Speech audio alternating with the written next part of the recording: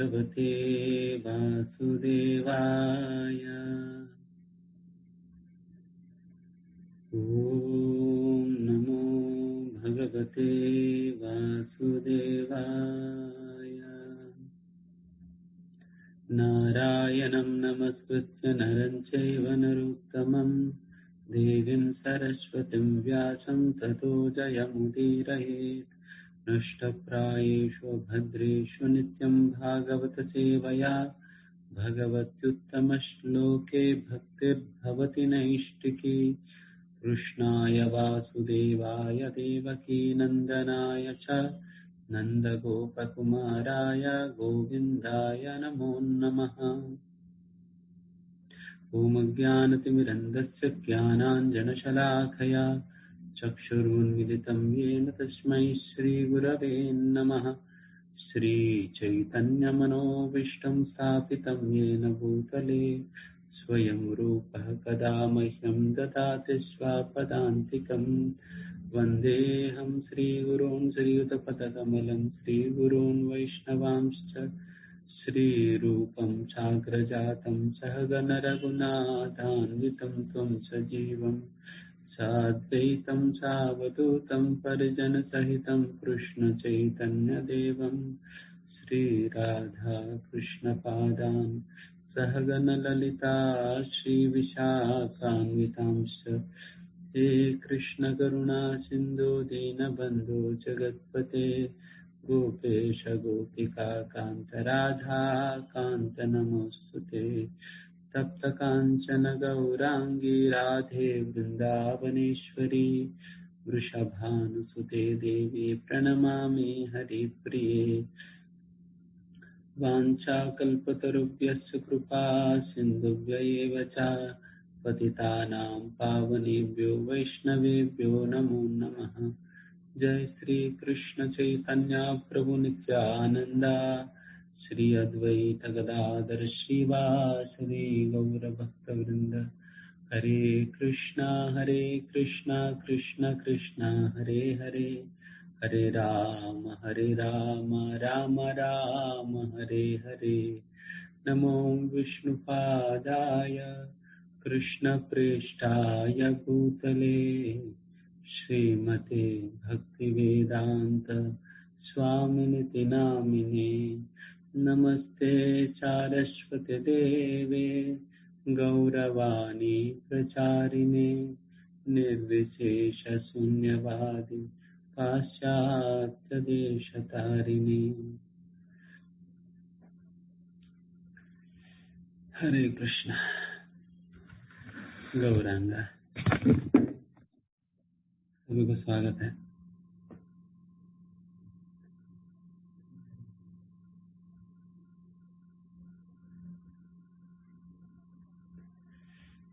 आज हम श्रीमद् भागवतम पहला स्कंद 6वां अध्याय 23वां श्लोक से हम चर्चा करना शुरू करेंगे।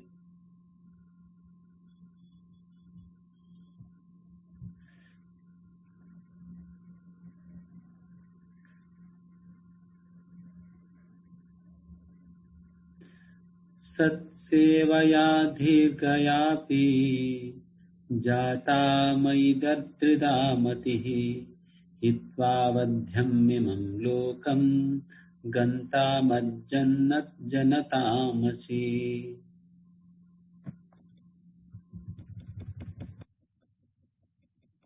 अनुवाद पढ़िए।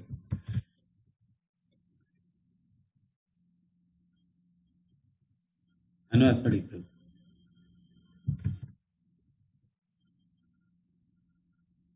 आपकी आवाज नहीं आ रही।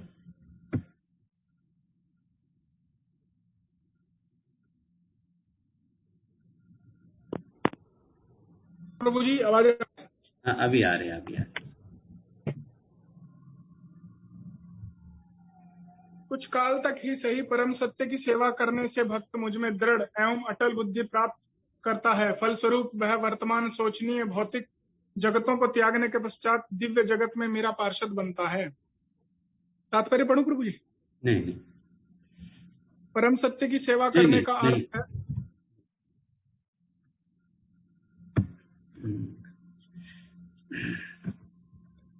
जैसा अभी पिछला श्लोका में भी सेवा के विषय में बताए गए हैं,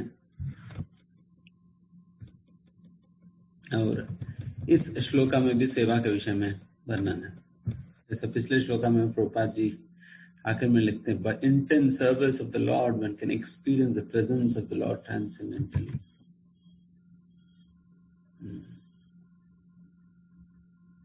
By intense service of the Lord, we can experience the presence of the Lord transcendentally. ये बहुत महत्वपूर्ण वाक्य है, प्रभुपाद जी यहाँ लिख रहे हैं। मतलब जो काम चला वाला सेवा से भगवान की उपस्थिति पता नहीं चलेगी।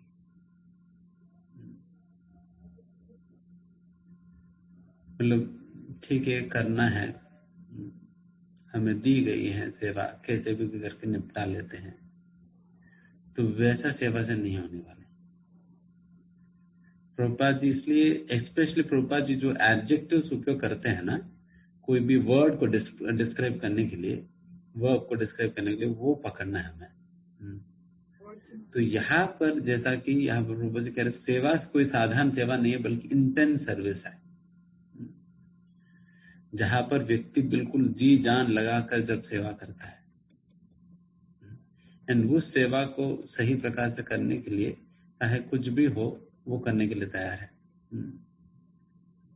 He is ready to sacrifice everything for that service. सब कुछ उस सेवा के लिए, सब कुछ त्यागने के लिए तैयार है। उस प्रकार की सेवा निष्ठा जिनके अंतर्गत देखा जाता है, जिस प्रकार से प्रभुपाद जी ने अपने सेवा के द्वारा दिखाए हैं। जब 2 बार उनको हार्ट अटैक आई है तो पीछे नहीं हटे हैं, बल्कि वो आगे ही बढ़े थे, आगे ही बढ़े थे।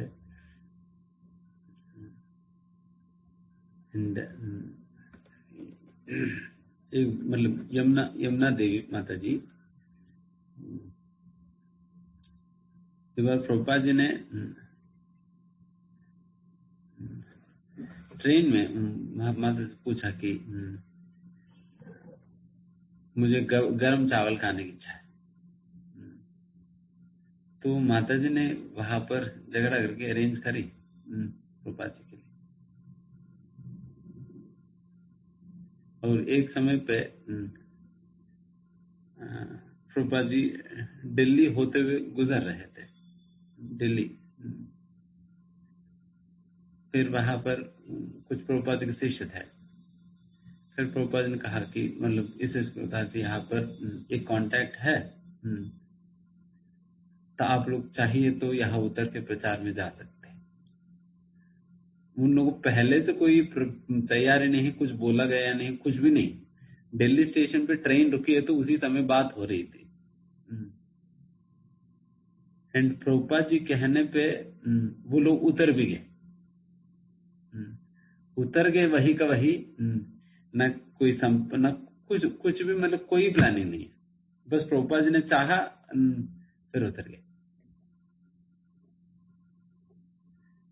जब व्यक्ति इस प्रकार के समर्पण दिखाते हैं, दिन क्यों नहीं भगवान मिलेंगे, क्यों नहीं भगवान मिलेंगे। तो देखो परम पूज्य जयप्रकाश स्वामी महाराज जब मायापुर मंदिर की कंस्ट्रक्शन वगैरह जब हो रहा था, उस समय काफी चोरियां होती थी वहां पर, काफी लूटपाट होता था वहां पर। सीमेंट बैग्स वगैरह ले जाना, ये सारा कुछ हो रहा था। मतलब यहाँ तक भी सीमेंट बैग्स पे ले जा रहे थे लोग। महाराज जी सुबह से लेकर रात तक बहुत मेहनत करते थे। फिर रात के समय क्या करते थे, सारा सीमेंट बैग्स को ना रस्सी से बांध के, वो रस्सी अपने हाथ में लेकर सोते थे। रस्सी को अपने हाथ में लेकर सोते थे। एंड क्योंकि फिर इतना थकने के बाद व्यक्ति को सुबह नींद नहीं खुलता है ना, तो वैसे से फिर महाराज क्या करते थे कि ऐसा जगह पर सोया करते थे जहां पर भक्त लोग नहाने आते थे, ताकि वो लोग जब नहाएंगे पानी का छींट मतलब स्प्रिंकल मेरे चेहरे पे पड़ेगा और मैं उठ जाऊं, फिर मैं मंगला देते जाऊं।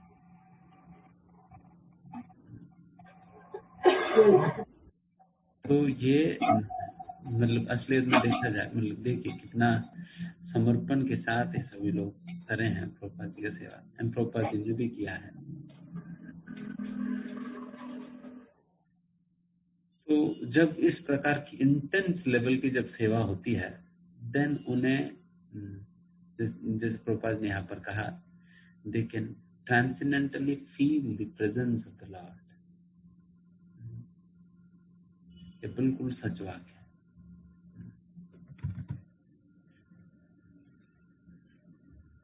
प्रभुपाद लिखते हैं आगे, देखो, देयरफॉर, ये रियलाइजेशन ये सारा है जो प्रभुपाद लिख रहे हैं ना, therefore seeing the Lord means being engaged in a service because his service and his person are identical.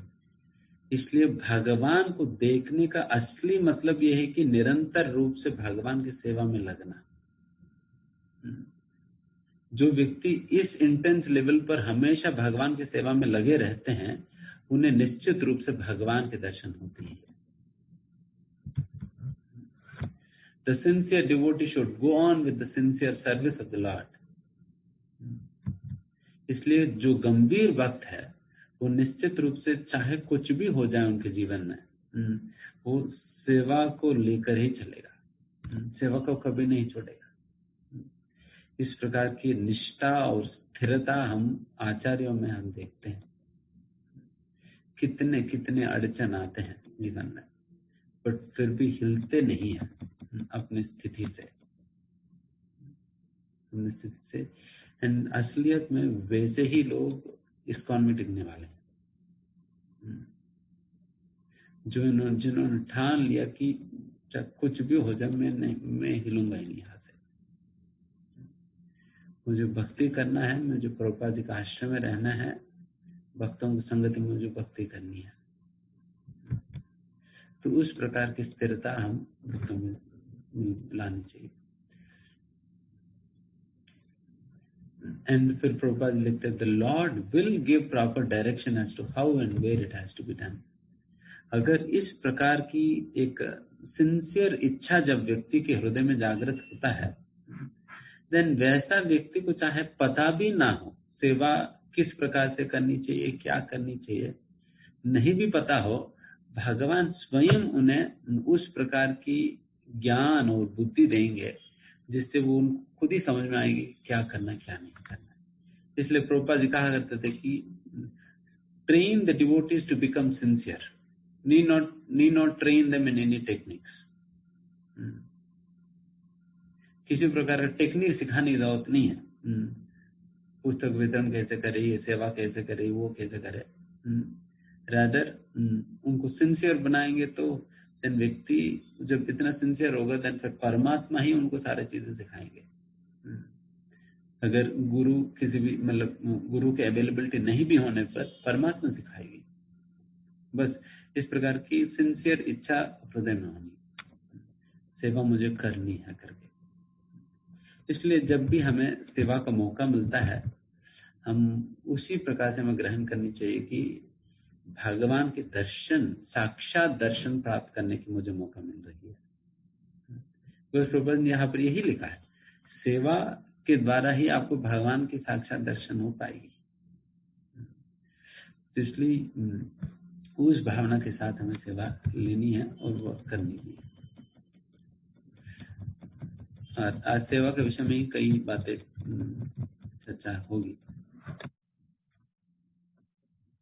इस प्रकार की सेवा करने से यह जैसे सत सेवया अधीर्घयापि, इस प्रकार की सेवा से अधीर्घयापि मतलब अगर बहुत दीर्घ काल तक आप इस प्रकार की सेवा नहीं कर पाए, बहुत छोटी समय के लिए कुछ ही दिनों आप कर पाए, बट वो कुछ दिनों में आप ऐसा सिंसियर सेवा किया जिस प्रकार से ऊपर प्रभुपाद ने बताया, देन फिर क्या होगा, जाता मई दृढ़मति ही, देन फिर उस प्रकार की सेवा से दृढ़ मति डेवलप होगी, हमारा मति बिल्कुल फिक्स्ड हो जाएगी भगवान पे। वैसा सेवा करने से हमारा मति भगवान पे बिल्कुल लग जाता है। एंड हित्वावध्यम इमं लोकम, देन इस दुनिया के सारे हित्वा मतलब छोड़ मतलब हमारा मन से ये सारा भौतिक इच्छा ये सब कुछ छोड़ जाता है। गंतामस जनतामसी, देन फिर जहां पर मेरे भक्त मेरे पार्षद मेरी सेवा करते हैं, मतलब मेरी धाम में वो वापस लौट आएगा। तो ये बिल्कुल एग्जैक्टली मैच करती है उस श्लोका से भी। कौन सा श्लोका है? स्वल्पमपि यस्य धर्मस्य त्रायतो महतो भयात्। वहां पर क्या बताएगी? स्वल्पमपि यस्य, अगर थोड़ा सा भी आप धर्म की पालन करो, भक्ति करो, और इस प्रकार से यहाँ पर बताई गई है सेवा अभिज्ञयापि, अगर कुछ दिनों के लिए भी आप इस प्रकार से सिंसियर सेवा करो, तब भगवत प्राप्ति हो जाएगी।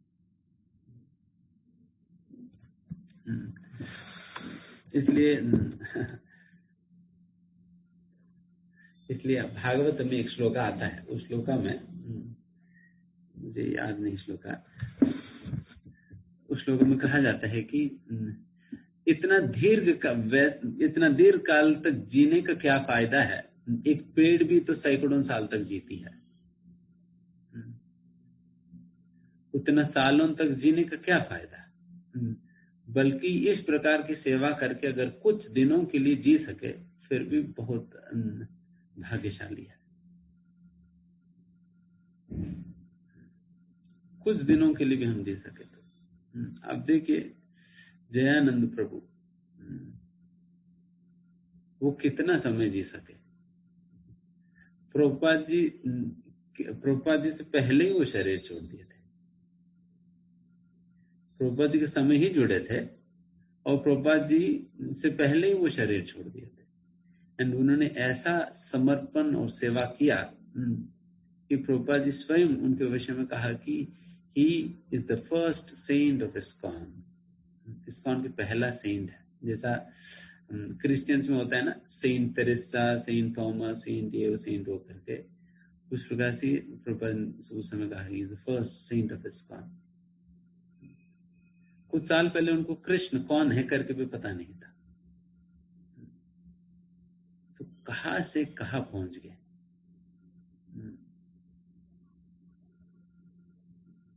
तो एक शुद्ध भक्ति की संगति मिलने पे एंड वैसा शुद्ध भक्ति की संगति को हृदय से स्वीकार करके उनकी सेवा इतना स्थिरता के साथ समर्पण के साथ जब करता है व्यक्ति, देन इतने सालों को भी जरूरत नहीं है, इतने साल की जरूरत नहीं है। अगर तीव्र भक्ति करे कुछ दिनों का भी भक्ति काफी है। तो वही यहाँ पर बताई जा रहे हैं। प्रभुपाद जी इसमें मुख्य रूप से सेवा के विषय में बताते हैं।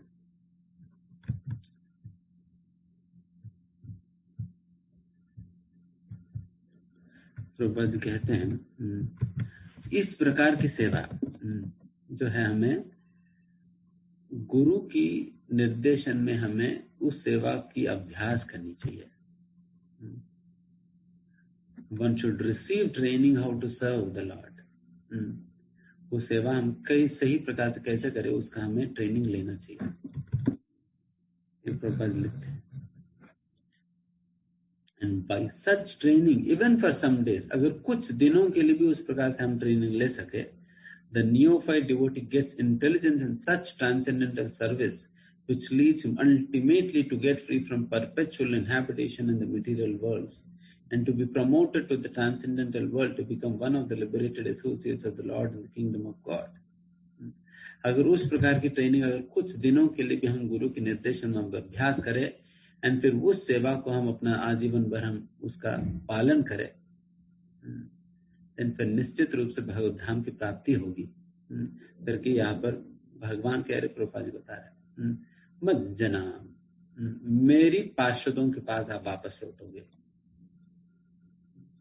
तो ये सेवा की महिमा है, भगवत सेवा गंभीरता पूर्वक करने वाली की महिमा है।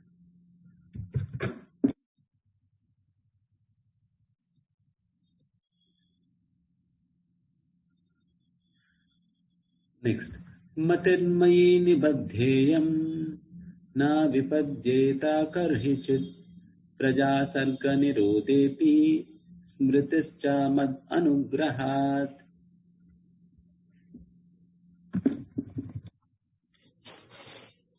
मेरी प्रभु जी, हाँ पढ़िए प्रभु जी। मेरी भक्ति में लगी हुई बुद्धि कभी भी विच्छिन्न नहीं होती, यहाँ तक कि सृष्टि के समय तथा संहार के समय भी मेरे अनुग्रह से तुम्हारी स्मृति बनी रहेगी। क्या मतिर्मयि निबद्धेयम्, अगर एक बार अगर आपकी मन इस प्रकार से भगवान पर लग जाए भक्ति के साथ, भगवान आश्वासन दे रहे कि चाहे प्रलय भी आ जाए, मृत्यु तो दूर की बात है, प्रलय भी आ जाए फिर भी आपको भक्ति छोड़ने वाला नहीं है।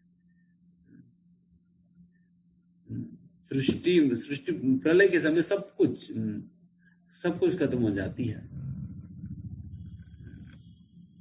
एंड सृष्टि के समय हो, प्रलय के समय हो, फिर भी आपकी भक्ति का नाश नहीं होगा करके भगवान आश्वासन दे रहे हैं। तब भी आपकी मति से मेरा स्मृति नहीं जाने वाला है। आपकी मति से मेरा स्मृति नहीं जाने वाला है। देन फिर मृत्यु का क्या बात है? मृत्यु तो कुछ भी नहीं है फिर उसके सामने। तो निश्चित रूप से हमें भगवान एक प्रकार से आश्वासन दे रहे कि आपको डरने की जरूरत ही नहीं, आप मर भी जाओ फिर भी आपको आपकी स्मरण रहेगी। तो बहुत बड़ी बात है भगवान जो कह रहे हैं, बिकॉज अल्टीमेट बात बता दे रहे हैं।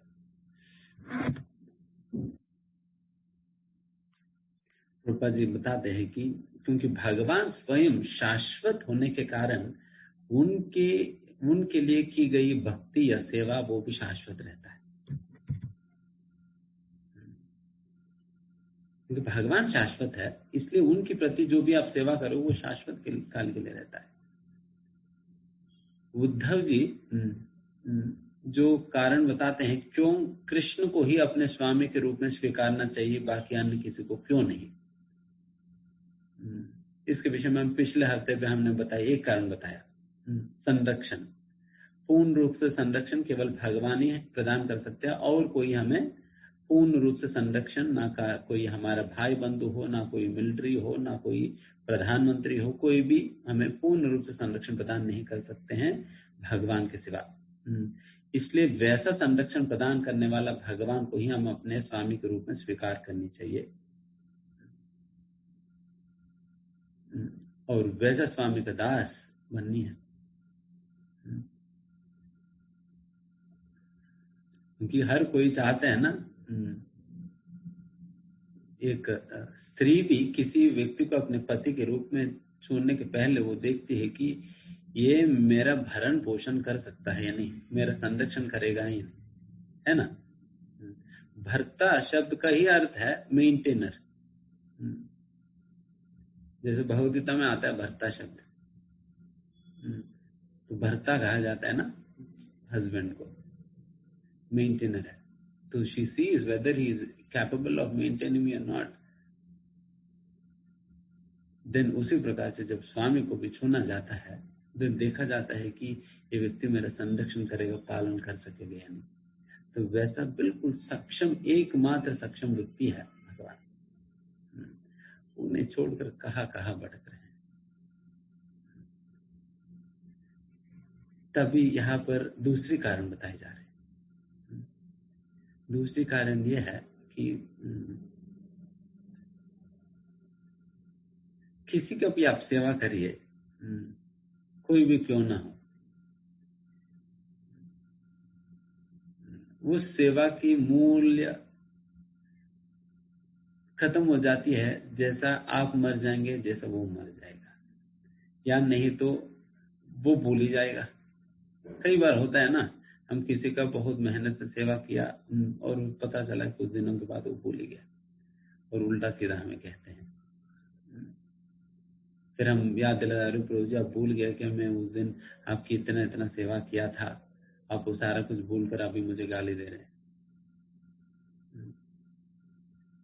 ये हम जैसे लोगों के लिए स्वाभाविक है किसी के द्वारा की गई सेवा को भूल जाना चाहते, बट भगवान एक ऐसा स्वामी है जिनकी आप एक बार थोड़ा सा भी आप सेवा करो, वो अनेक अनेक जन्मों तक उसका स्मरण रखते हैं भगवान। अच्छा, इन्होंने उस दिन ये सेवा मेरे लिए की है, हर एक सेवा, इसलिए एवरी सर्विस, हर एक सेवा जो भी आप कर रहे हैं, एक एक सेवा भगवान स्वयं नोट कर रहे हैं। बाकी चित्रगुप्त तो वो तो दूर की बात है, भगवान स्वयं नोट कर रहे हैं। एंड कहा जाता है कि जब हम मत भगवान को स्मरण होता है कि अच्छा इन्होंने क्या सेवा की है, तो इसलिए बाकी आप अपने एम्प्लॉयर का सेवा करो। हो सकता है कि मान लीजिए कि आप पूरा आपकी अप्रेजल होने वाली है, हो सकता है कि जो आप साल की शुरुआत में जो आपने काम किया है उसको भूल गया होगा आपके एम्प्लॉयर और कंसिडर नहीं करेगा आपके अप्रेजल करते वक्त, बट उस प्रकार की कमी कभी भगवान में नहीं देखा जाएगी, बिकॉज भगवान शाश्वत है। बहुनी में व्यतीतानि जन्मानि तव चार्जुन, अर्जुन में और आप अनेकों अनेकों जन्म बिता चुके हैं, बट ये सब कुछ मुझे याद है, तुम्हें स्मरण नहीं है। तो इसलिए हो सकता है कि हम जो किए हैं सेवा वो हम ही भूल जाए, बट भगवान नहीं भूलेंगे। तो बहुत बहुत बड़ी बात है। जब इन सारे बातों को आप अच्छा स्मरण करें और मनन करें इन बातों पे, तो मनन करने का ही विषय ये है, और क्या करेंगे। एंड तब आपको वो क्या है, वो कनेक्शन फील करेंगे आप भगवान को, यस, वो कन्विक्शन आएगी, क्यों मैं भगवान को, कृष्ण का ही सेवा में क्यों करूं, किसी और को क्यों ना करूं, मैं अपने परिवार का, इनका उनका क्यों ना करूं, rather why should I exclusively accept Krishna to be my only master. ये कन्विक्शन दृढ़ता से व्यक्ति के अंतर्गत आएगी। तो इसलिए इस प्रकार की बातों को हमें उठानी चाहिए। तो इसलिए प्रभुपाद यहाँ पर कह रहे हैं, personality of God is eternal, intelligence applied in His service or anything done in relation to Him is also permanent। क्योंकि ये सारी बातें बहुत विश्वास दिलाने वाली बातें हैं। एतावदुक्तो परराम तन्महद् भूतं नभो लिंगमलिंगमीश्वरम् अहं च तस्मै महतां महीयसे कृष्णावनामं विदधे अनुकंपितः। तब शब्द ने व्यक्त तथा नेत्रों से अदृश्य उन नितांत आश्चर्यमय परम पुरुष ने बोलना बंद कर दिया। मैंने कृतज्ञता का अनुभव करते हुए शीश झुकाकर उन्हें प्रणाम किया। ओ क्या कर सकते बताइए।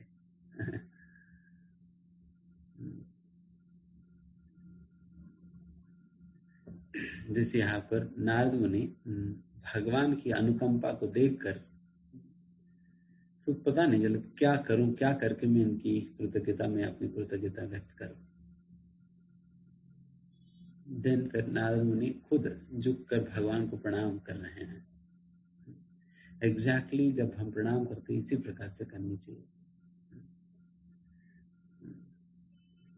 भगवान और कुछ मैं कर तो नहीं पा रहा हूं आपके लिए, कम से कम ये प्रणाम तो आप स्वीकार कर लीजिए, तो इतना तो मैं करूं आपके लिए, और क्या कर सकते हैं हम भगवान के लिए ना। तो इसलिए जब भी हम भगवान का दर्शन करते हैं उस प्रकार की कृतज्ञता से जब व्यक्ति का हृदय भरता है, एंड कृतज्ञता से हृदय कब भरेगी कि जब हम भगवान की कृपा का अनुभव करेंगे। जैसे यहाँ पर भी नारद मुनि इतना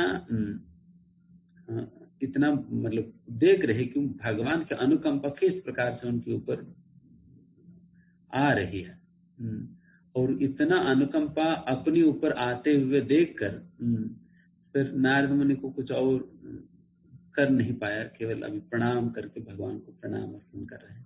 भगवान इतना ही मैं कर पा रहा हूँ आपके लिए आज, करके ऐसा प्रणाम कर रहे हैं।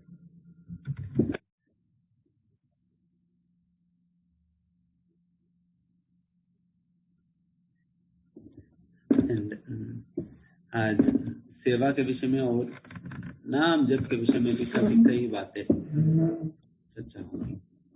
जैसे यहाँ पर प्रभुपाद जी लिखते हैं कि क्या नारद मुनि कह रहे हैं यहाँ पर, नभोलिंगम मतलब शब्द के रूप में भगवान आप जो प्रकट हुए हैं, you have appeared in the form of sound. क्योंकि उस समय नारद मुनि को केवल भगवान का शब्द ही सुनाई पड़ रहा था, सुनाई दे रही थी, भगवान का दर्शन तो नहीं हो पा रहे, केवल भगवान का शब्द सुनाई पड़ रहा था। तो वैसा शब्द के रूप में जो भगवान प्रकट हुए हैं, और वैसा भगवान को मैं अपना प्रणाम कर रहा हूँ। तो उसी प्रकार से भगवान के नाम भी भगवान ही है। अलिंगम ईश्वरम, जिनका रूप नहीं है, न बोलिंगम, उन्होंने इस प्रकार से शब्द का रूप धारण करके आए। तो उसी प्रकार से भगवान के नाम के रूप में भी प्रकट होते हैं। फिर प्रभुपाद जी कहते हैं, the conclusion is that the Lord can be seen and heard by persistent chanting of the transcendental sound. इसलिए निष्कर्ष ये है कि भगवान के दर्शन हम भगवान के नाम का निरंतर जप करने से हमें प्राप्त होगी। एंड अभी आगे जाकर देखेंगे कि कैसे जप करें जिससे भगवान के रूप के दर्शन होंगे।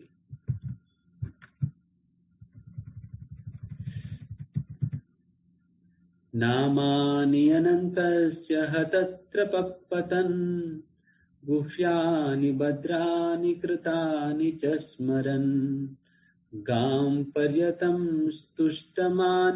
तुष्टमनागतस्पृहा कालं प्रतीक्षन् विमदो विमत्सरः। इस प्रकार भौतिक जगत की समस्त औपचारिकताओं की उपेक्षा करते हुए मैं बारंबार श्री भगवान के पवित्र नाम तथा यश का कीर्तन करने लगा। श्री भगवान की दिव्य लीलाओं का ऐसा कीर्तन एवं स्मरण कल्याणकारी होता है। इस प्रकार मैं पूर्ण रूप से संतुष्ट, विनम्र तथा ईर्ष्या द्वेष रहित होकर संपूर्ण पृथ्वी पर विचरण करने लगा। ये हृदय की स्थिति है, जिस स्थिति में नाम जप और सेवा करनी चाहिए।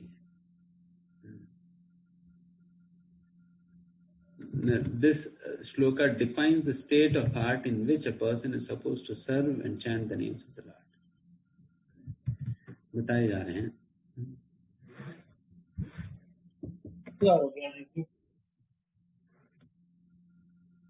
हतत्र पता नामानि अनंतस्य, उस प्रकार की अनंत रूप भगवान की नामों को हतत्र पठन मतलब बिना कोई रुकावट के, मतलब निरंतर रूप से भगवान की नाम जप करनी चाहिए। ये एक क्वालिफिकेशन है। नाम जप निरंतर रूप से करनी चाहिए। आप जितना मात्रा में भगवान के नाम जप करोगे उतना गुणवत्ता भी बढ़ेगी धीरे धीरे। इसलिए नाम जप की मात्रा भी हमें बढ़ाते रहना चाहिए। गुह्यानि भद्राणि कृतानि च स्मरन्,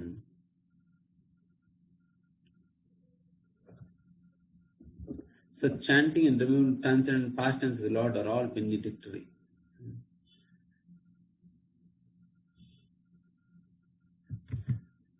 तो नारद मुनि क्या कर रहे हैं? गाम पर्यटन, अभी के समय पे तो नारद मुनि अलग अलग लोकों में घूमते हैं ना, कभी वैकुंठ में चले जाते, कभी स्वर्ग में जाएंगे, कभी कैलाश में जाएंगे, कभी पृथ्वी पे आएंगे, कभी पाताल में चले जाएंगे। बट अभी तो नारद मुनि मतलब उस स्तर पर पहुंचने के पहले के स्तर पर पहले नारद मुनि केवल गांव मतलब केवल पृथ्वी पे ही भ्रमण कर रहे थे। अभी उनका स्टेज वही है, अभी पृथ्वी पे भ्रमण कर रहे थे।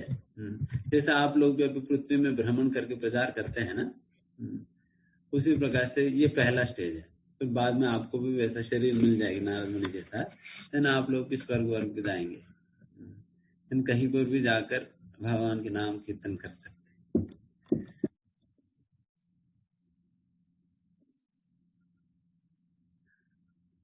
गांव पर्यटन, तो पर्यटन कर रहे हैं, टूरिज्म कर रहे हैं अलग अलग जगह जाकर। बट क्या करते साथ साथ गुह्यानि भद्रानि कृतानि च स्मरण, हमेशा भगवान की सुंदर लीलाओं का स्मरण करते हुए, उनके गान करते हुए, भगवान के नाम की गान करते हुए जाते रहते हैं। एंड उस समय उनके हृदय की स्थिति क्या है, ये 4 शब्दों में वर्णन किया जा रहा है। एक तुष्ट मना, गतस्पृहा और विमदो और विमत्सरः। तुष्ट मना मतलब कंप्लीटली सैटिस्फाइड है हार्ट, उनके हृदय बिल्कुल संतुष्ट है। और गतस्पृहा मतलब उनके हृदय में बाकी और कोई इच्छाएं नहीं रहा है।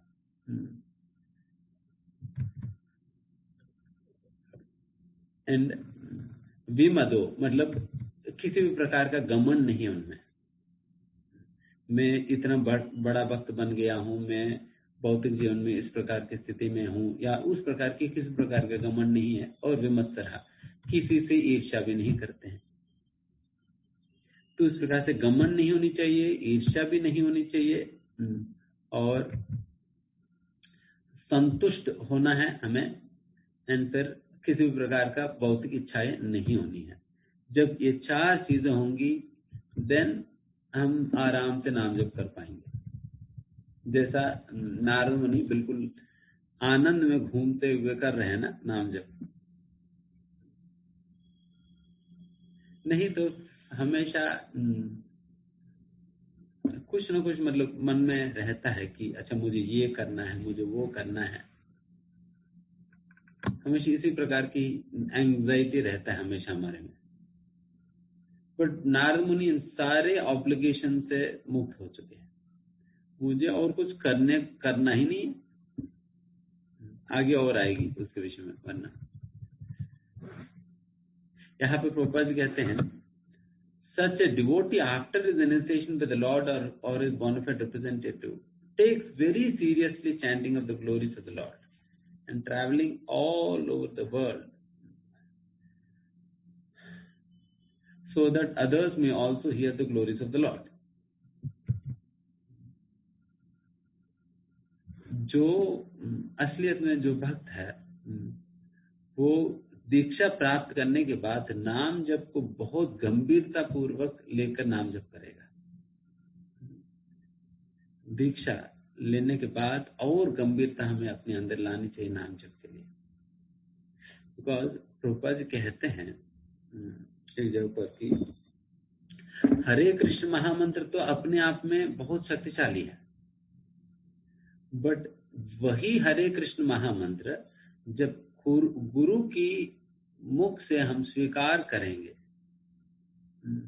गुरु के द्वारा उच्चारण की गई हरे कृष्ण महामंत्र को हम जब स्वीकार करेंगे, देन वही हरे कृष्ण महामंत्र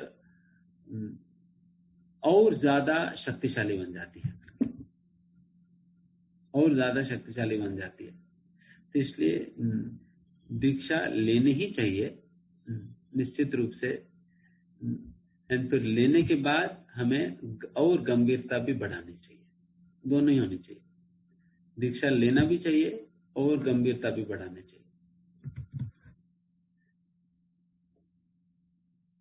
एंड फिर दीक्षा जो लिया हुआ व्यक्ति क्या करता है, takes very seriously chanting of the glories of the Lord and travelling all over the world so that others may also hear the glories of the Lord.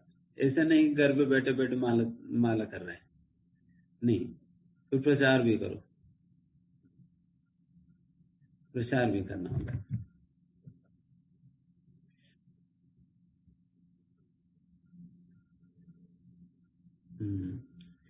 ये बहुत महत्वपूर्ण बात प्रभुपाद जी कह रहे हैं।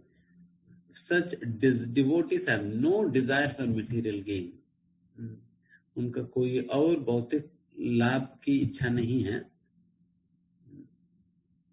They are conducted by one single desire to go back to Godhead.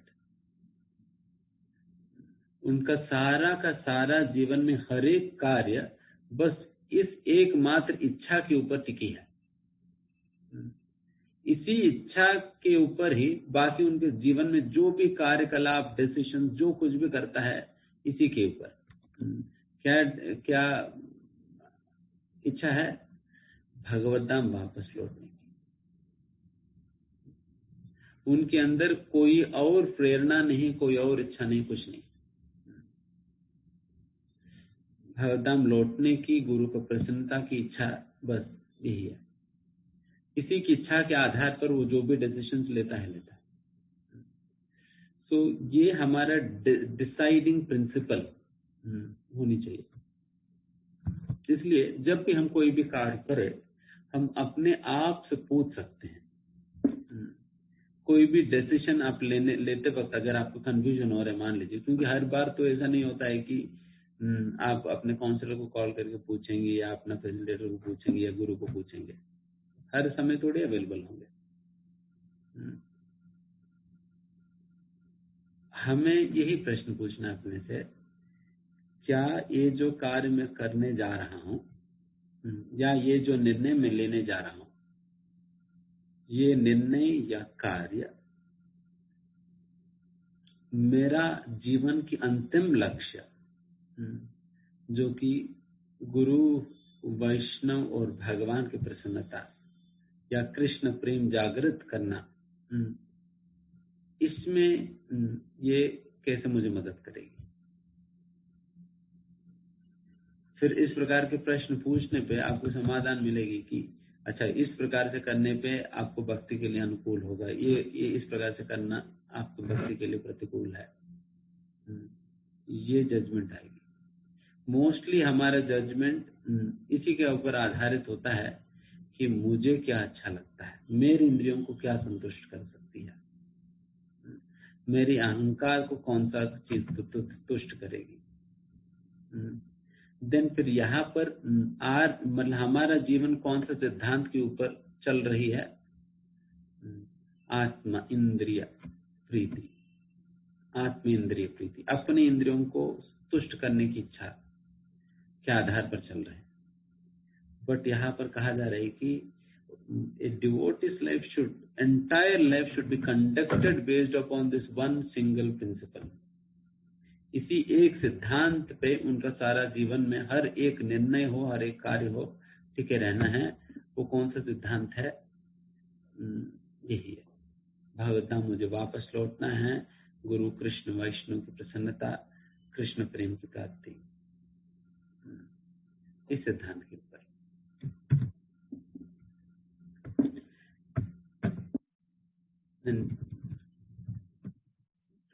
एक और महत्वपूर्ण बात प्रभुपाद जी ने बता दी, because they have the highest aim of life going back to Godhead, they are never envious of anyone. ये महत्वपूर्ण उपाय प्रभुपाद जी बता रहे हैं हमें। जो ईर्ष्या से ग्रहित है ना हम सभी, तो वैसा ईर्ष्या को खत्म कैसे करे, इसको उपाय है इसमें। इस ईर्ष्या को खत्म करने को उपाय प्रभुपाद जी बता रहे हैं कि जिस व्यक्ति ने अपने जीवन के लक्ष्य के रूप में भगवत धाम को या कृष्ण प्रेम की प्राप्ति को जिन्होंने स्वीकारा है, उनके अंदर किसी भी व्यक्ति के प्रति कभी भी किसी प्रकार से ईर्ष्या नहीं आती। आएगा ही नहीं। अगर हमने अपना जीवन का लक्ष्य कृष्ण प्रेम बना लिया तो नहीं आएगा। अगर नहीं बनाया, केवल हम सोच रहे कि कृष्ण प्रेम की प्राप्ति हमारा जीवन के लक्ष्य है करके सोचते हैं, बट अभी नहीं माने, देन फिर ईर्ष्या आएगी। ऑल्दो इवन भक्ति के क्षेत्र में भी अनेक प्रकार की स्पर्धाएं हैं, डिस्टर्बेंसेस है, ईर्ष्या है, द्वेष है, सब कुछ होता है। बट जिस व्यक्ति ने इस प्रकार से भगवत धाम को या कृष्ण प्रेम को अपने एकमात्र लक्ष्य के रूप में जिन्होंने स्वीकारा है, उनके लिए कोई ईर्ष्या ही नहीं रहेगी। क्यों नहीं रहेगी? क्योंकि ईर्ष्या तब आएगी जब कंपटीशन है। ईर्ष्या तब आएगी जब कंपटीशन है। यहाँ पर भगवत धाम में सीट लिमिटेड थोड़ी है कि फर्स्ट कम फर्स्ट सर्व, केवल 100 सीट अवेलेबल। जो भी तत्काल में बुक करना चाहे तो बुक कर लीजिएगा, 5 मिनट में फिल हो जाएगी, फिर उसके बाद नहीं मिलना। तो ऐसा तो नहीं है ना। भगवान तो चाहते हैं कि लाखों करोड़ों की संख्या में सभी ही लोग आ जाए मेरे पास, सभी के लिए मेरे पास जगह है।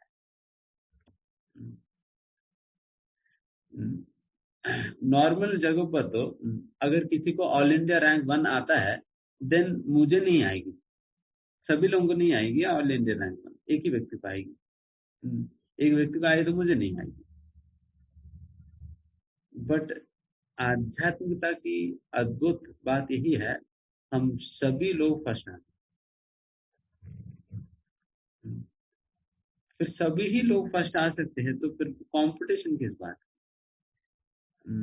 अल्टीमेटली मुझे अपने पेपर अच्छा देना होगा, बस।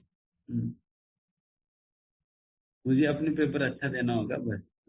फिर कंपटीशन नहीं, केवल मेरी परफॉर्मेंस के ऊपर ही आधारित है। मैं जिस प्रकार से भी मैं सिंसियर रहूंगा, फिर उसके अनुरूप मुझे भगवान की प्राप्ति मिलेगी। अगर मैं नहीं रहूं, चाहे बाकी लोग ना भी जाए और मैं भी नहीं जाऊंगा, अगर मैं नहीं हूं, और फिर मैं सिंसियर बनूं और बाकी लोग ना भी जाए फिर भी मैं चले जाऊंगा, और बाकी लोग चले भी जाए फिर भी मैं जाऊंगा। बाकी लोगों का जाना और नहीं जाने पे मेरी जाना नहीं जाना निर्भर नहीं। इसलिए फिर ईर्ष्या कोई किसी मतलब के ही नहीं। ऐसा नहीं कि आप भक्ति अच्छा कर रहे तो मैं आपको देखकर मैं ईर्ष्या होने की, कुछ है ही नहीं ना। क्योंकि आपके लिए भी वहां पर सीट है, मेरे लिए भी सीट है, और मेरा सीट में आप बैठ ही नहीं सकते और आपका सीट में मैं नहीं बैठ सकता, क्योंकि भगवान क्या दिया ना, सभी का इंडिविजुअलिटी मतलब फिक्स। न त्वय वाहम न त्वय वाहम जातनासम न त्वम नेमे जनाधिपा। सभी का इंडिविजुअलिटी फिक्स है एंड सभी का स्वरूप फिक्स है। कि भगवान के धाम में आपके स्वरूप आपको कोई रिप्लेस ही नहीं कर पाएगा। अगर आपका भगवान के धाम में कोई दास मतलब भगवान की नर्स है, आप मान लीजिए, देन आपके स्थान को कोई और रिप्लेस नहीं कर पाएगा। जब तक आप नहीं जाओगे तब तक वो स्थान रखती है। तो फिर ईर्ष्या किस बात? तो इसलिए जिनको असलियत में आध्यात्मिकता क्लियरली पता है और ये अंडरस्टैंडिंग है, और जिन्होंने इस प्रकार से अपने लक्ष्य कृष्ण प्रेम करके जिन्होंने स्वीकार कर लिया, देन फिर उनके अंदर किसी भी प्रकार की ईर्ष्या द्वेष नहीं रहेगी, कोई नहीं। अगर किसी के अंदर है, इसका मतलब उन्होंने अपने लक्ष्य कृष्ण प्रेम को बनाया। केवल मुंह से कह रहे हैं कृष्ण प्रेम हमारा लक्ष्य है, बट असलियत में उनके लक्ष्य है नहीं। क्योंकि प्रभुपाद ने यहाँ पर क्लियर कर दिया कि अगर कृष्ण प्रेम लक्ष्य है तो फिर ईर्ष्या नहीं होगी। ईर्ष्या होगी, ईर्ष्या है देश मतलब कृष्ण प्रेम आपके लक्ष्य नहीं है, कुछ और एजेंडा लेकर हम भक्ति कर रहे हैं। कुछ और एजेंडा लेकर हम भक्ति कर रहे हैं, कुछ नाम कमाने के लिए हो, कुछ दिखावा करने के लिए हो, कुछ भी इस प्रकार से अपना हजारों एजेंडा हो सकता है। तो इस प्रकार से हमने समझ किया।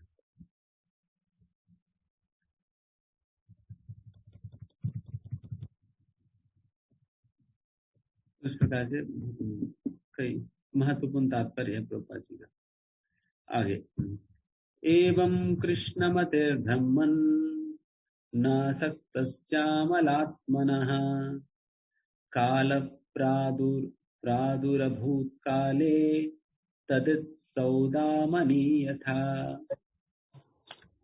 और इस प्रकार हे ब्राह्मण व्यासदेव, मैंने भगवान श्री कृष्ण के चिंतन में पूर्णतः निमग्न रहते हुए तथा किसी प्रकार की आसक्ति न रहने से समस्त भौतिक कलुष से पूर्ण रूप से मुक्ति हो जाने पर यथा समय मृत्यु पाई, जिस प्रकार बिजली गिरना तथा प्रकाश पौंधना एक साथ होते हैं।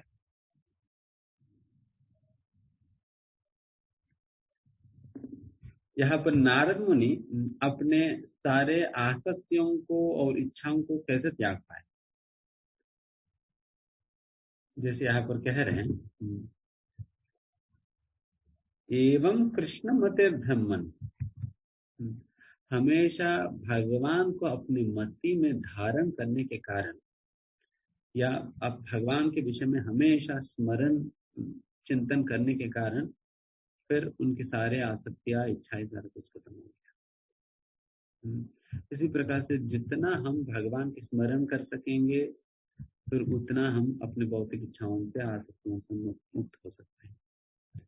फिर प्रभुपाद जी आगे एक्सप्लेन करते हैं कि कैसे व्यक्ति मुक्त हो पाएगा इस प्रकार से, उसका क्या लॉजिक है। प्रभुपाद जी कहते हैं कि जिस प्रकार से एक बहुत अमीर व्यक्ति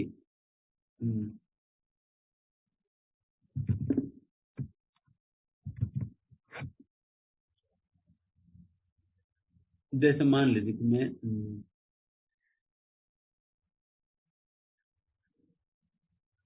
लाखों करोड़ों रुपए की मालिक हूं, ठीक है ना, कम से मान लीजिए, और मैं अपने मतलब इतना करोड़ रुपए है तो फिर एक गाड़ी में तो नहीं जाऊंगा, मेरे आगे पीछे 5-10 गाड़ियां रहेंगी, इतना बड़ा कॉन्वॉय में जा रहा हूँ, और कहीं सड़क पर मानो कि कोई खिचड़ी बांट रहा है, खिचड़ी बांट रहे हैं, क्या मैं अपना गाड़ी रोक कर खिचड़ी लूंगा? नहीं ना। तो उसी प्रकार से जिनको कृष्ण मिल गए वो तो इस दुनिया की छोटे मोटे चीजों पे उनका मन जाएगी नहीं, मेरा दृष्टि जाएगी नहीं। जिस खिचड़ी के पीछे, जिस खिचड़ी का दोना प्राप्त करने के लिए, प्लेट प्राप्त करने के लिए सैकड़ों लोग लाइन में खड़े हो जाते हैं, सैकड़ों लोग लाइन में खड़े हैं खिचड़ी प्राप्त करने के लिए, बट धनी व्यक्ति जब जा रहे हैं उनको मन ही नहीं जाता वहां, क्योंकि उनकी छिटकी भर में तो हजारों डिशेज आकर उनके सामने आ जाएगी, उनके लिए क्या खिचड़ी। तो उस प्रकार से उनके लिए कुछ भी नहीं, तो इसलिए फिर उनको मन ही नहीं जाता उन चीजों पर, उस प्रकार से नेग्लिजेंट हो जाते उनके लिए। उनको आंखों के सामने सारा कुछ चलता है, सारा इंद्रिय वस्तुएं हैं, बट फिर भी डज नॉट मतलब किसी भी प्रकार का प्रभाव उनके ऊपर पड़ता ही नहीं है। जैसा खिचड़ी का कोई प्रभाव नहीं पड़ा धनी व्यक्ति पर, उसी प्रकार नहीं पड़ेगा।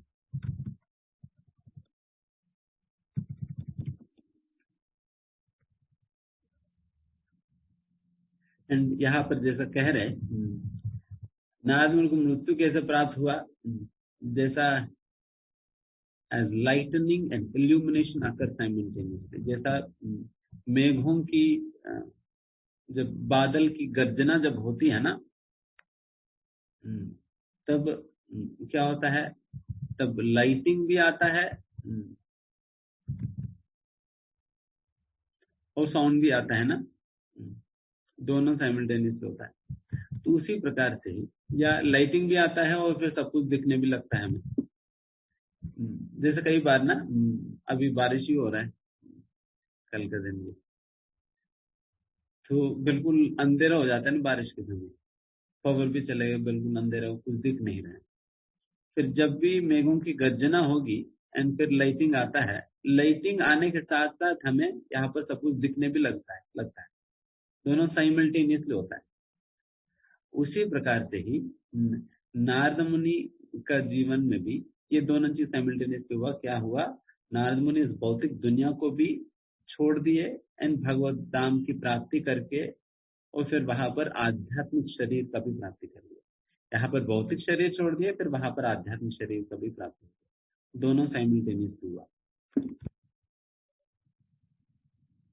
आगे प्रयुज्यमाने महिताम शुद्धां भागवतीं तनुम् आरब्ध कर्म निर्वाणो न्यपतत् पंच भौतिकः।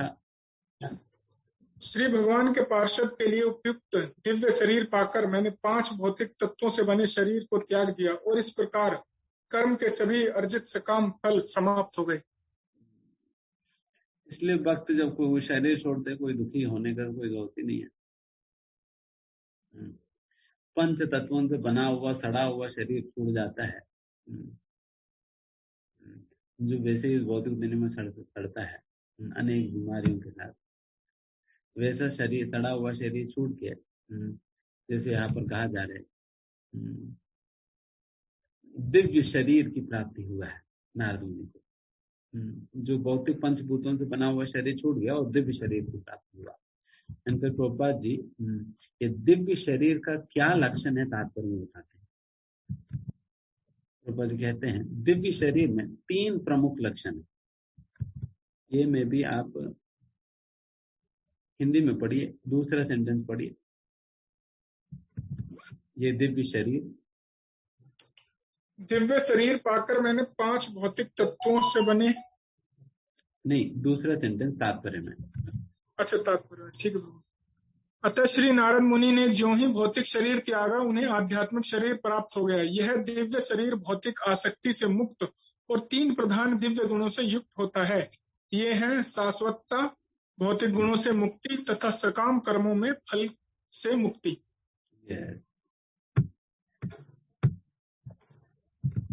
ये 3 चीजें हैं। शाश्वतता है और भौतिक गुणों से मुक्ति है, किसी प्रकार का कर्म बंधनों से मुक्ति।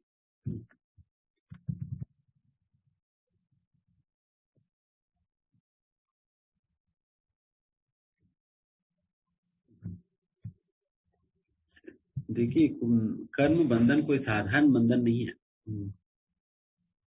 इस सृष्टि के अंतर्गत हर एक व्यक्ति को अनंत समय से बांध कर रखी है कर्म।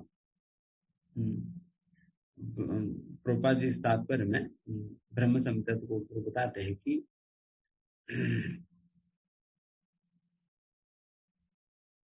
यस्व इंद्रगोपम अतवेन्द्र अहोस्व कर्म बंधानुरूप फलभाजनमातनोति कर्मानि निर्दहति किंतु च भक्ति बाजाम गोविंदमादि पुरुषं तमहं भजामि। यहाँ पर कह रहे हैं कि यस्व इंद्रगोपम, इंद्रगोप नामक की छोटा सा कीड़ा है। नहीं जानते, मैं भी नहीं जानता। इंद्रगोप नाम की एक छोटा सा कीड़ा है और एक इंद्रगोप कीड़ा से लेकर अतवेन्द्र मतलब स्वयं इंद्र, तीनों लोकों के पालक इंद्र तक, सभी ही लोग एक छोटा से इंद्रगोप कीड़े से लेकर तीनों लोकों के अधिनायक इंद्र तक सभी ही लोग बंधान रूप फलभाजनमातनोति, सभी लोग अपने कर्म फलों से बंधे हैं, सभी ही लोग। एंड वैसा अनंत समय से सभी को बांध कर रखने वाली ये जो कर्म, जिसको काटने का शक्ति ब्रह्मा जी में भी नहीं है, जिसे काटने का शक्ति ब्रह्मा जी में भी नहीं है, और वैसा बंधन बिल्कुल जल कर राख हो जाती है जैसा व्यक्ति भक्ति करने लगता है। कर्मानि निर्दहति, दहित हो जाती, मतलब बिल्कुल जल कर राख हो जाएगी। ये अद्भुत है भक्ति का।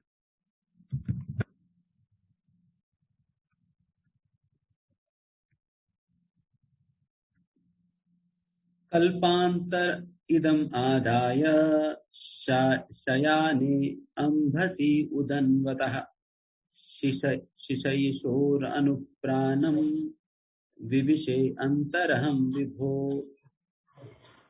कल्प के अंत में जब भगवान श्री नारायण प्रलय के जल में लेट गए, तब ब्रह्मा समस्त सृष्टिकारी तत्वों सहित उनके अंदर प्रवेश करने लगे और उनके श्वास से मैं भी अंदर चला गया। जैसे भगवान पहले बताए थे ना, नारद मुनि आपकी भक्ति जो है प्रलय भी आ जाए फिर भी कुछ नहीं होगा। एंड सच में प्रलय आ ही गया। पहले मर गए थे, फिर अभी प्रलय भी आ गया। और प्रलय के समय क्या हुआ, फिर नारद मुनि ब्रह्मा जी के साथ भगवान के शरीर में प्रवेश कर गए, नारायण के शरीर में प्रवेश कर गए।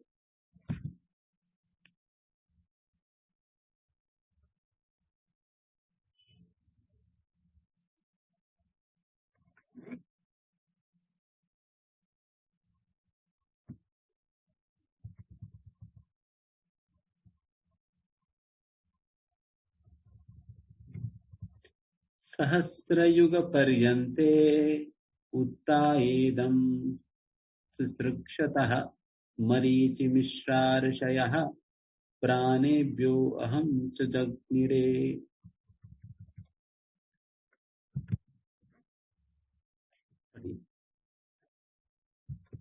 अब म्यूट पे हैं।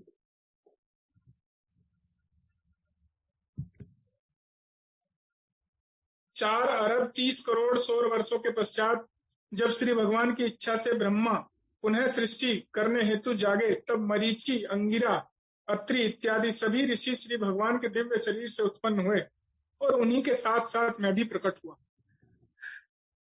अभी भगवान की शरीर में प्रवेश करे प्रलय के समय, एंड 1000 चतुर्युग मतलब 1000 चतुर्युग तक भगवान के शरीर में रहे। देन अभी सृष्टि वापस हो रही है। देन फिर भगवान के शरीर से नारद मुनि वापस प्रकट हुए। नारद मुनि ब्रह्मा जी के साथ और बाकी ऋषिगण जो भी जन्म लिए थे उन सभी लोगों के साथ नारद मुनि का भी जन्म हुआ करके बता रहे।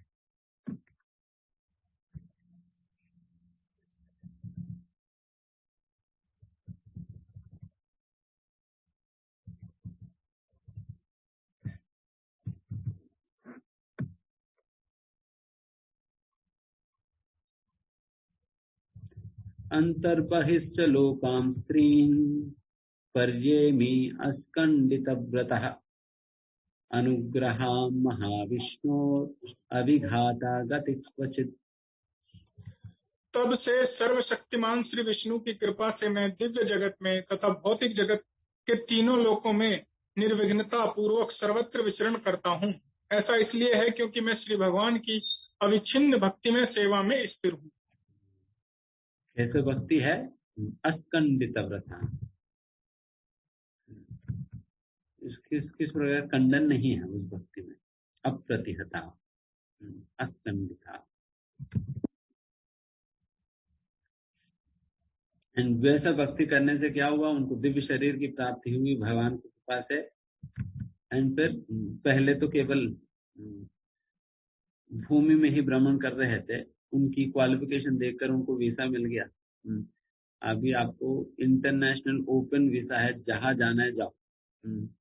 आपको स्वर्ग में जाना है जाइए, सिद्ध लोक में जाना है जा सकते हैं, वैकुंठ में आना है तो वहां पर भी आ जाओ, नरक में जाना है वहां पर भी जाओ, कहीं भी जाना है नारद मुनि जा सकते अपने स्व शरीर में। इस प्रकार की दिव्य शरीर की प्राप्ति होता है।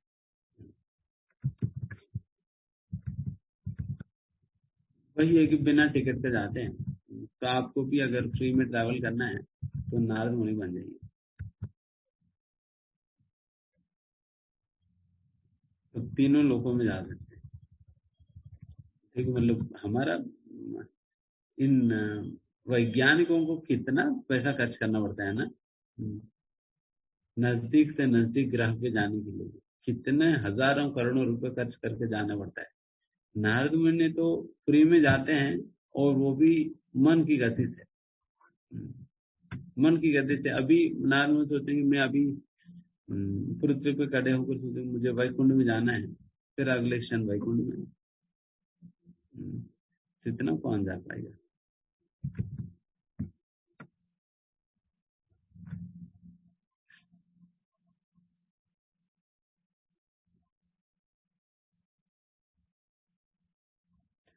बट ये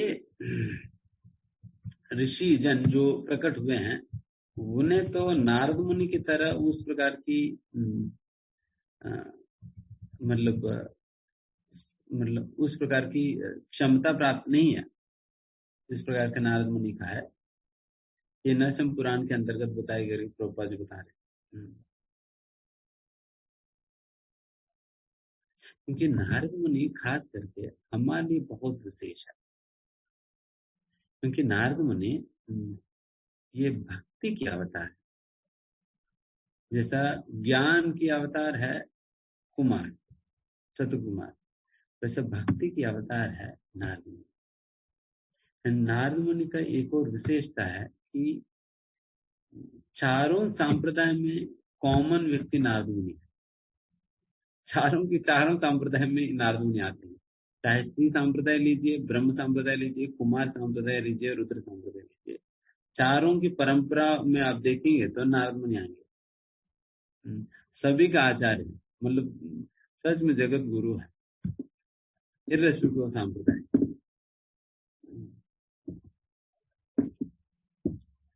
तो उस प्रकार से नारद मुनि है। एंड खास करके फिर ये भी विशेषता है नारद मुनि के केस में कि ट्रांसेंडेंटल प्रीचर है, जो प्रभुपाद जी चाहते हैं हम सभी लोगों से प्रचार करने की, वैसा मतलब बिल्कुल रिवोल्यूशनरी और नोवेल प्रीचर है। क्योंकि सभी को अलग अलग प्रकार से उन्होंने भक्ति में लाया। अब सभी की स्टोरी पढ़िए, प्रहलाद महाराज को एक तरीके से, गुरु महाराज को एक तरीके से, प्रचेतास को एक तरीके से, हर किसी को एक एक प्रकार से, सभी को एक ही प्रकार का कॉन्सेप्ट नहीं बोले, सभी को अलग अलग प्रकार से। जैसा जब दक्ष प्रजापति की पुत्रों को ब्रह्मचारी बनाना था, तो 10,000 पुत्र गए थे। फिर नारद मुनि मिले, फिर नारद मुनि ने कहा कि फिर उन लोगों को समझाए, देखिए किस प्रकार की भक्ति है तो हमें करनी है, तो वो सारी चीज समझाए, फिर उन्होंने भक्त बना दिया। फिर उसके बाद फिर बहुत डिस्टर्ब रहे दक्ष प्रजापति, देन फिर उन्होंने और 1000 पुत्रों को उत्पन्न किया, और 1000 पुत्र। फिर वो उन लोगों को भी जब शादी करना था, देन फिर दक्ष प्रजापति ने कहा कि तुम लोग भी जाकर तपस्या करके आओ। ये लोग भी उसी रास्ते में गए थे, उसी डायरेक्शन में गए थे जिस डायरेक्शन में उनकी भाई लोग गए थे। दिन वहां पर नारद मुनि वापस आ गए। फिर नारद मुनि ने कहा कि आप लोग यहाँ तक आए गया तो फिर आगे भी बढ़ जाओ, यहाँ तक आए गया तो फिर आगे भी चलो, फिर अपनी भाइयों के पीछे पीछे पद चिन्हों में। देन फिर उनको बहुत कुछ फिलॉसफी नहीं बताया, बस इतना बताया कि अपने श्रेष्ठ भ्राताओं का पद चिन्हों के अनुसरण करते हुए आगे बढ़ो। तो फिर उनको भी ब्राह्मण के ब्रह्मचारी बना दिया। तो इस प्रकार से 11,000 लोगों को होलसेल में ब्रह्मचारी बना दिया। आज पूरे इस्कॉन में भी इतने नहीं है जो नारद मुनि एक ढंग से बना दिया, पूरे इस्कॉन मिलाकर भी इतने नहीं होंगे।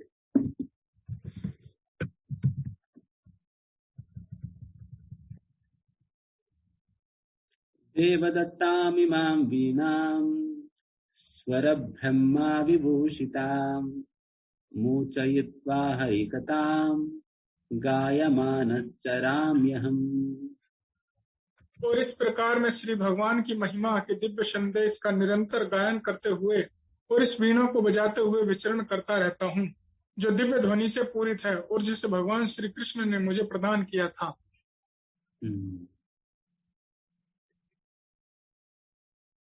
ये वीणा कौन दिए थे? कृष्ण ने दिया। कृष्ण ने दिया, और बिल्कुल दिव्य ध्वनि से भरा हुआ है। और वैसा वीण को बजाते हुए भगवान की कीर्तन करते हुए नारद मुनि विचरण करने लगे।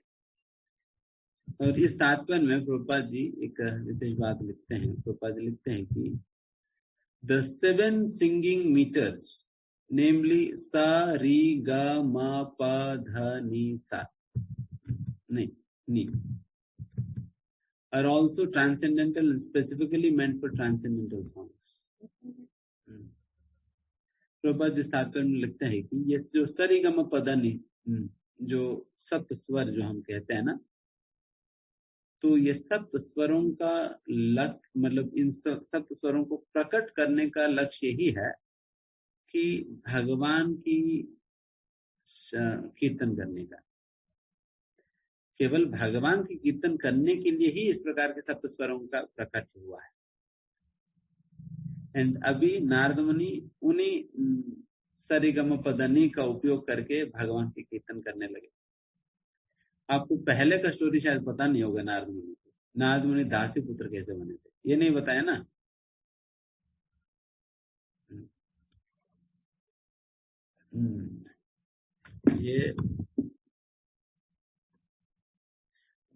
ये दासी पुत्र बनने के पहले नारद मुनि एक गंधर्व थे और उनको बुलाया गया था इंद्र की सभा में कुछ भगवान की कीर्तन करने के लिए। बुलाया गया था।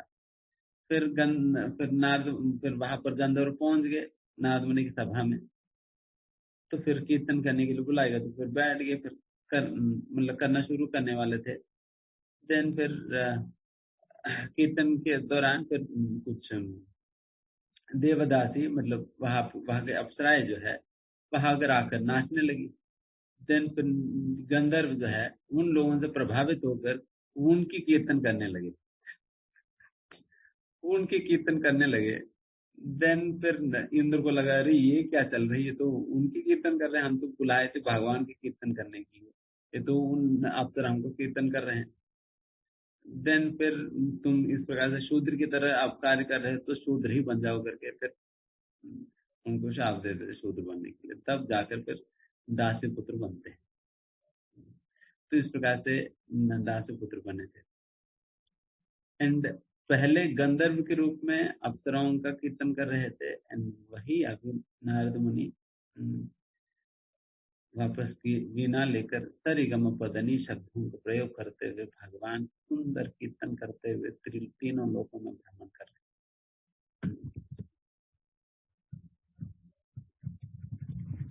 प्रगायतः स्ववीर्याणि तीर्थपाद प्रियश्रवाः आहूत इव मे शीघ्रं दर्शनम याति चेतसी। ज्यों ही मैं भगवान श्री कृष्ण की सुमधुर महिमा की पवित्र लीलाओं का कीर्तन करना प्रारंभ करता हूँ, त्यों ही वे मेरे हृदय स्थल में प्रकट हो जाते हैं, मानो उनको आमंत्रित किया गया हो। ये शुद्ध नाम है जो नारद मुनि ले रहे हैं। शुद्ध नाम लेने से क्या होता है, देखो, प्रगायतः स्ववीर्याणि, मैं जैसा गायतः, मैं जैसे वो गान करने लगता हूँ, स्ववीर्याणि उनकी वीर गाथाओं का, तीर्थपाद प्रिय श्रवाः, और तीर्थपाद मतलब जिनकी चरण कमलों की आश्रय लेती है सारा तीर्थ, प्रिय श्रवाः को उस प्रकार की वर्णन सुनने के लिए, मतलब कानों के लिए बहुत स्वाद लगता है।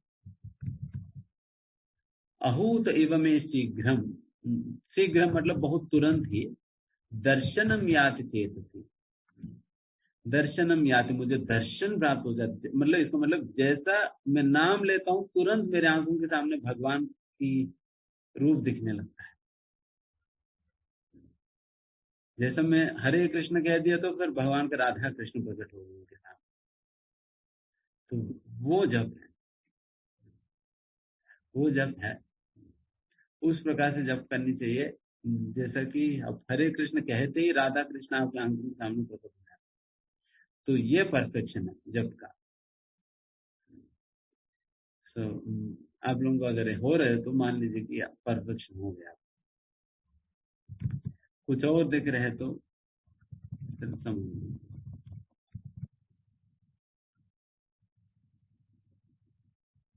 तो इस प्रकार से स्वाभाविक रूप से इस प्रकार से दिखता है भगवान की, राधा कृष्ण के रूप।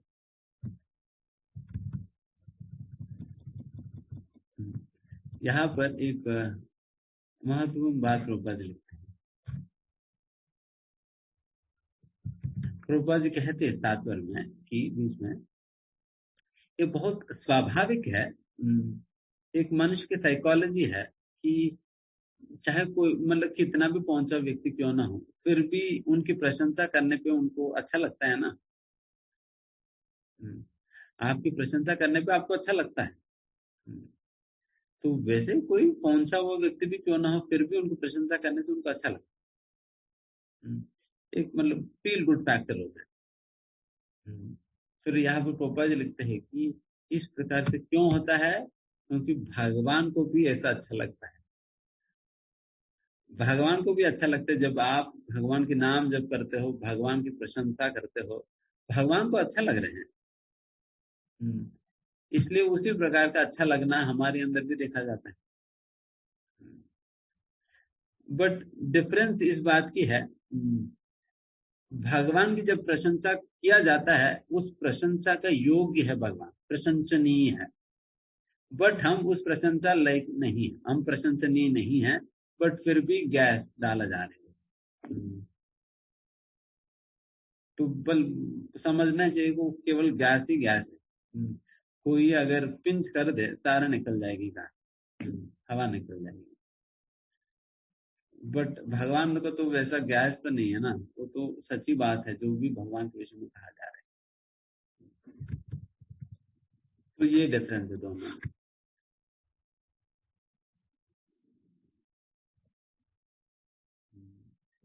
लास्ट सेंटेंस प्रोपाल लिखते हैं, Narada Muni penetrates into the presence of the Lord by transcendental chanting. देखो, Narada Muni penetrates into the presence of the Lord by transcendental chanting. जब करके नारद मुनि बिल्कुल सीधा भगवान तक, वैकुंठ तक पहुंच जा रहे सीधा। इसलिए जब अद्वैत आचार्य भी जब चैतन्य महाप्रभु की प्राकट्य के पहले, जब चैतन्य महाप्रभु की को आवाहन करते हुए चैतन्य महाप्रभु प्रकट होने के लिए जब अद्वैत आचार्य प्रार्थना कर रहे थे, शालिग्राम शिला पे गंगा नदी जल, गंगा जल और तुलसी देते हुए भगवान के नाम ले रहे थे।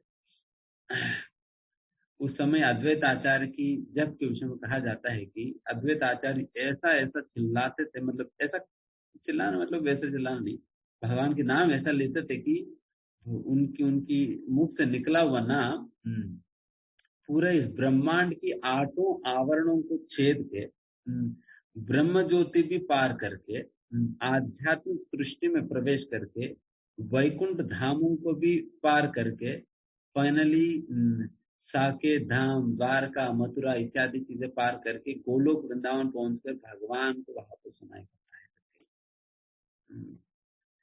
जब हम असलियत में जब करते हैं, आइडियली ऐसा होना चाहिए, इस तीव्रता के साथ व्यक्ति को भगवान के नाम जप करनी चाहिए कि मेरी शब्द भगवान को इस प्रकार से गोलोक वृंदावन में, जो कि पूरा आध्यात्मिक सृष्टि के, भौतिक सृष्टि के परे विरजा नदी का पार करके, ब्रह्म ज्योति पार करके जो भगवान वहां पर गोलोक वृंदावन में जो है वो उन तक पहुंच जाए। उस तीव्रता के साथ नारद मुनि यहाँ पर कर रहे हैं। वहां पर उनके विषय में बात बताइए। यहाँ पर 1 मिनट, हम बहुत आसानी से इस चैप्टर कंप्लीट करें। एतद्धि आतुरा चित्तानां मात्रा स्पर्शेच्छयामो भव सिन्धुक्लवो दृष्टो हरिचर्यानुवर्णनम्।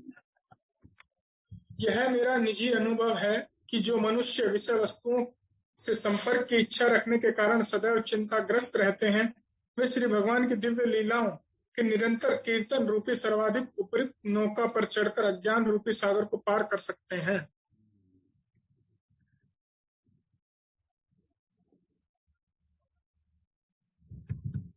इस भौतिक दुनिया में, इस संसार में जब हम फंसे रहते तो फिर हमेशा कई प्रकार की भय, एंजाइटी, परेशानी, सारा कुछ चीजों के बीच में हम रहते हैं। वैसा परिस्थितियों में यहाँ पर कहा जा रहा है हरिचर्यानुवर्णनम। हरिचर्या मतलब भगवान की चर्या मतलब कार्य, अनुवर्णनम जब उनकी वर्णन हम आचार्यों की पद चिन्हों में चलते हुए जब हम करेंगे, देन वो कैसे काम करता है? भव सिंधु प्लवो, वो हमारा भव सिंधु को पार करने वाला नाव की तरह कार्य करे। भगवान की संकीर्तन करना या भगवान की कथा करना। तो इसका मतलब अभी आप सभी लोग नाव में ही बैठे हैं,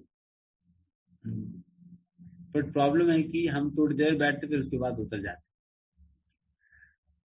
बैठे रहेंगे तो पहुंच जाएंगे, बट थोड़ी देर बैठेंगे फिर उसके बाद उतर जाएंगे तो फिर वही रह जाएंगे। तो फिर हमेशा बैठे रहेंगे तो फिर पहुंच जाएंगे।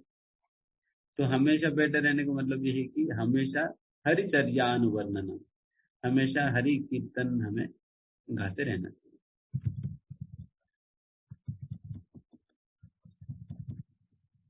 यमादिर्योगपतैः कामलोभा अतो मुहुः मुकुंद सेवया यद्वत् तथा माध्यानस्ताम्यति।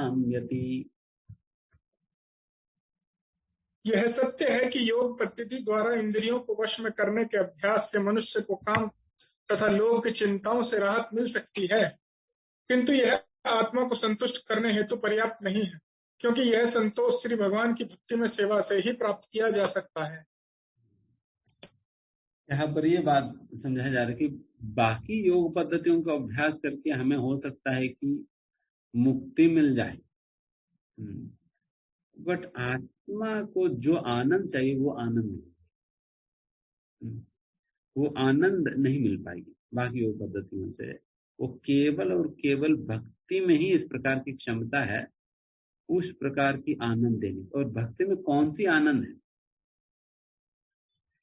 भक्ति में जो आनंद हमें मिलता है उस आनंद का नाम है सेवानंद। सेवानंद मिलता है। जो सेवा करता है उन्हें मिलेगी, जो नहीं करता है वो रोएगा। इसलिए सेवा करो।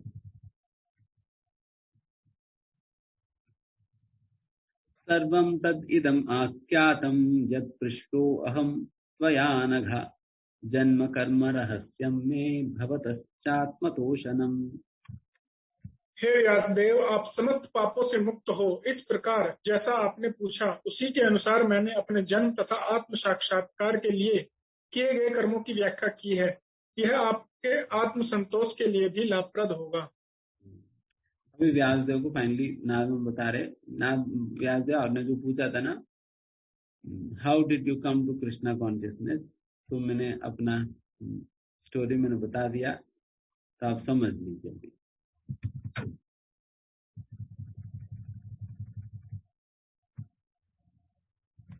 सूत उवाच एवं संभाष्य भगवान नारदो वासवीसुतम् आमन्त्र्य वीणाम्रणयन् जयौ यादृच्छिको मुनिः। श्रील सूत गोस्वामी ने कहा, इस प्रकार श्रील व्यासदेव को संबोधित करके श्री नारद मुनि ने उनसे विदा ली और अपनी वीणा को झंकृत करते हुए वे अपनी अबाध इच्छानुसार विचरण करने हेतु चले गए। अभी छुट्टी ले लिया, ठीक है हम जा रहे हैं करके फिर वीणा बजाते हुए नारद मुनि चले गए। अहो देवर्ष धन्योहम धन्योयम यत्कीर्तिं शारंगधन्वनः गायन माध्यन्निदं पंक्त्या रमयति आतुरम जगत। देवर्षि नारद धन्य है, क्योंकि वे श्री भगवान की लीलाओं का यशगान करते हैं और ऐसा करके वे स्वयं तो आनंद लूटते ही हैं, ब्रह्मांड के समस्त संतप्त जीवों को भी अभिप्रेरणा प्रदान करते हैं। यही भक्तों के कर्तव्य है। हम स्वयं आनंद भी लेना चाहिए, जैसा हम आचार्यों के विषय में गाते हैं। क्या गाते हैं? सुबह सुबह गुरुवाष्टकम में महाप्रभु की तनन लीला, उस प्रकार से महाप्रभु की कीर्तन में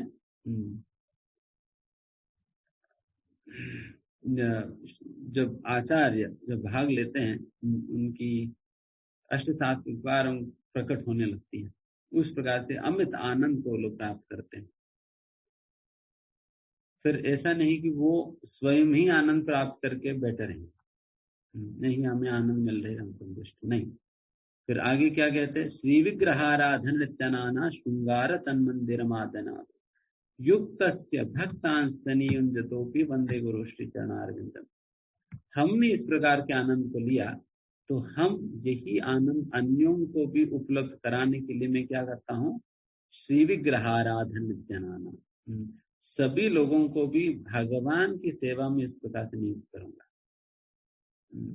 युक्तस्य भक्तांश्च, उस प्रकार से सभी भक्तों को भी उस प्रकार के आनंद मिलना चाहिए करके हमें गुरु हमें सेवा में लगाते हैं। गुरु सेवा में हमें अपने काम निकालने के लिए नहीं लगाते हैं, अपने काम कराने के लिए नहीं लगाते हैं, जैसा कंपनियों में घर पे कहीं पर भी इस प्रकार से होता है। बट वो भावना नहीं है यहाँ पर आध्यात्मिकता में, बल्कि हमें आनंद प्रदान करने का माध्यम है सेवा। Seva is the means by which guru wants to make us happy. सेवा ही माध्यम है आनंद बनाने का, इसलिए वैसा सेवा हमें देते हैं। तो उस प्रकार की सेवा मतलब आनंद गुरु स्वयं ले रहे हैं, हमें भी वैसा सेवा में लगा रहे ताकि हमें भी उस प्रकार की आनंद की प्राप्ति हो। फिर सेवा करा कर भूखे भूखे रहे लोग छोड़ देंगे नहीं। फिर कहते चतुर्विधाश्री, 4 प्रकार के प्रसाद खिलाया जाता है। चतुर्विधाश्री भगवत प्रसादो स्वादन्न तृप्तान। क्या फिर हम सभी लोगों को खिलाकर गुरु फिर क्या करते, गुरु भी पेट भर के खाएंगे। फिर कहते हैं कि कृतदैव तृप्तिम भजतस्तदैव। अपने भक्त लोग जब प्रसाद को इतना स्वादिष्ट रूप से जब ग्रहण करते हुए उसमें स्वाद लेकर संतुष्ट हो रहे हैं, उनकी तृप्ति को देखकर गुरु भी संतुष्ट हो जाते हैं। उनकी संतुष्टि को देखकर गुरु भी संतुष्ट हो जाता है। अच्छा पेट भर के प्रसाद खा रहे। जिस प्रकार से माँ संतुष्ट हो जाती है ना बच्चों को प्रसाद खिला के, खाने खिलाकर, तो उनका पेट भर गया तो माँ को लगता है अच्छा, उनको बहुत खुशी हो जाती है। इसलिए कई बार अपने लिए भी कुछ बचाए बिना फिर दे देती है। फिर कहती है अरे मेरे लिए तो है बट झूठ है नहीं, खत्म हो गया। फिर भी उन्हें अच्छा लगा तो फिर निकाल कर दे दिया उन्होंने। तो उस प्रकार से माँ आनंद लेती है, उसी प्रकार से गुरु भी आनंद लेते हैं। ठीक है, नहीं इसको यहाँ पर समाप्त कर देते हैं। किसी का कोई प्रश्न है?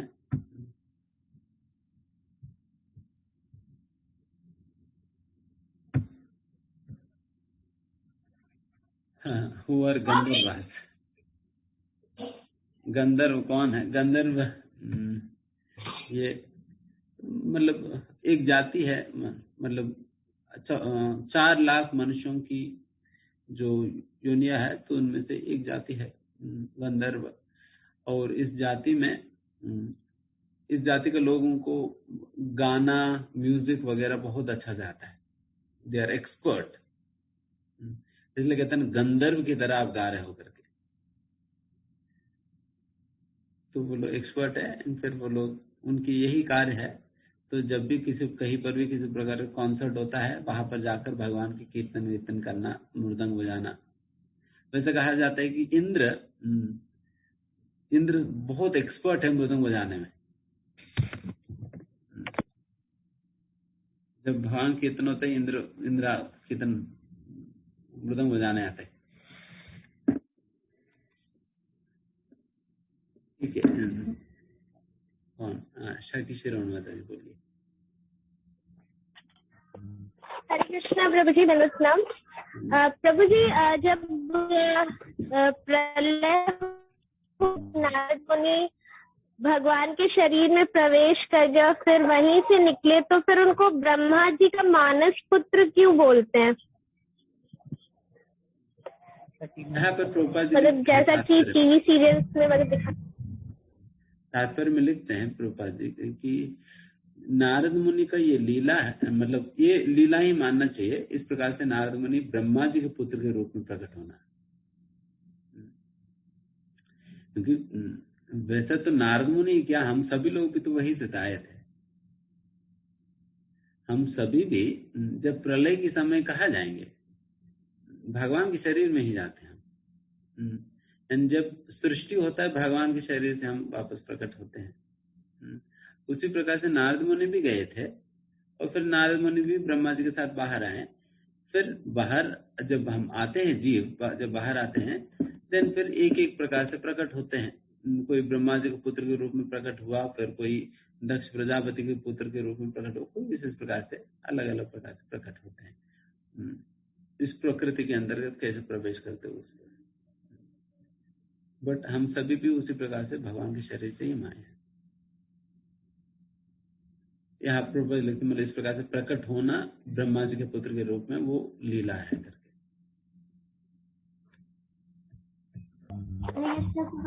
प्रणाम। हाँ ममता माता जी, हाँ मुझे ये क्वेश्चन था कि आपने बताया जब हम 4 दोषों से मुक्त जाते हैं, जैसे अहंकार हो गया, ईर्ष्या हो गया, और 2 और बताया था, तो फिर हमें ट्रांसेंडेंटल बॉडी मिलता है। तो क्या आत्मा को हमेशा एक बॉडी की जरूरत होती है कि आत्मा ही सीधे भगवत धाम नहीं जाता, ऐसा नहीं होता है?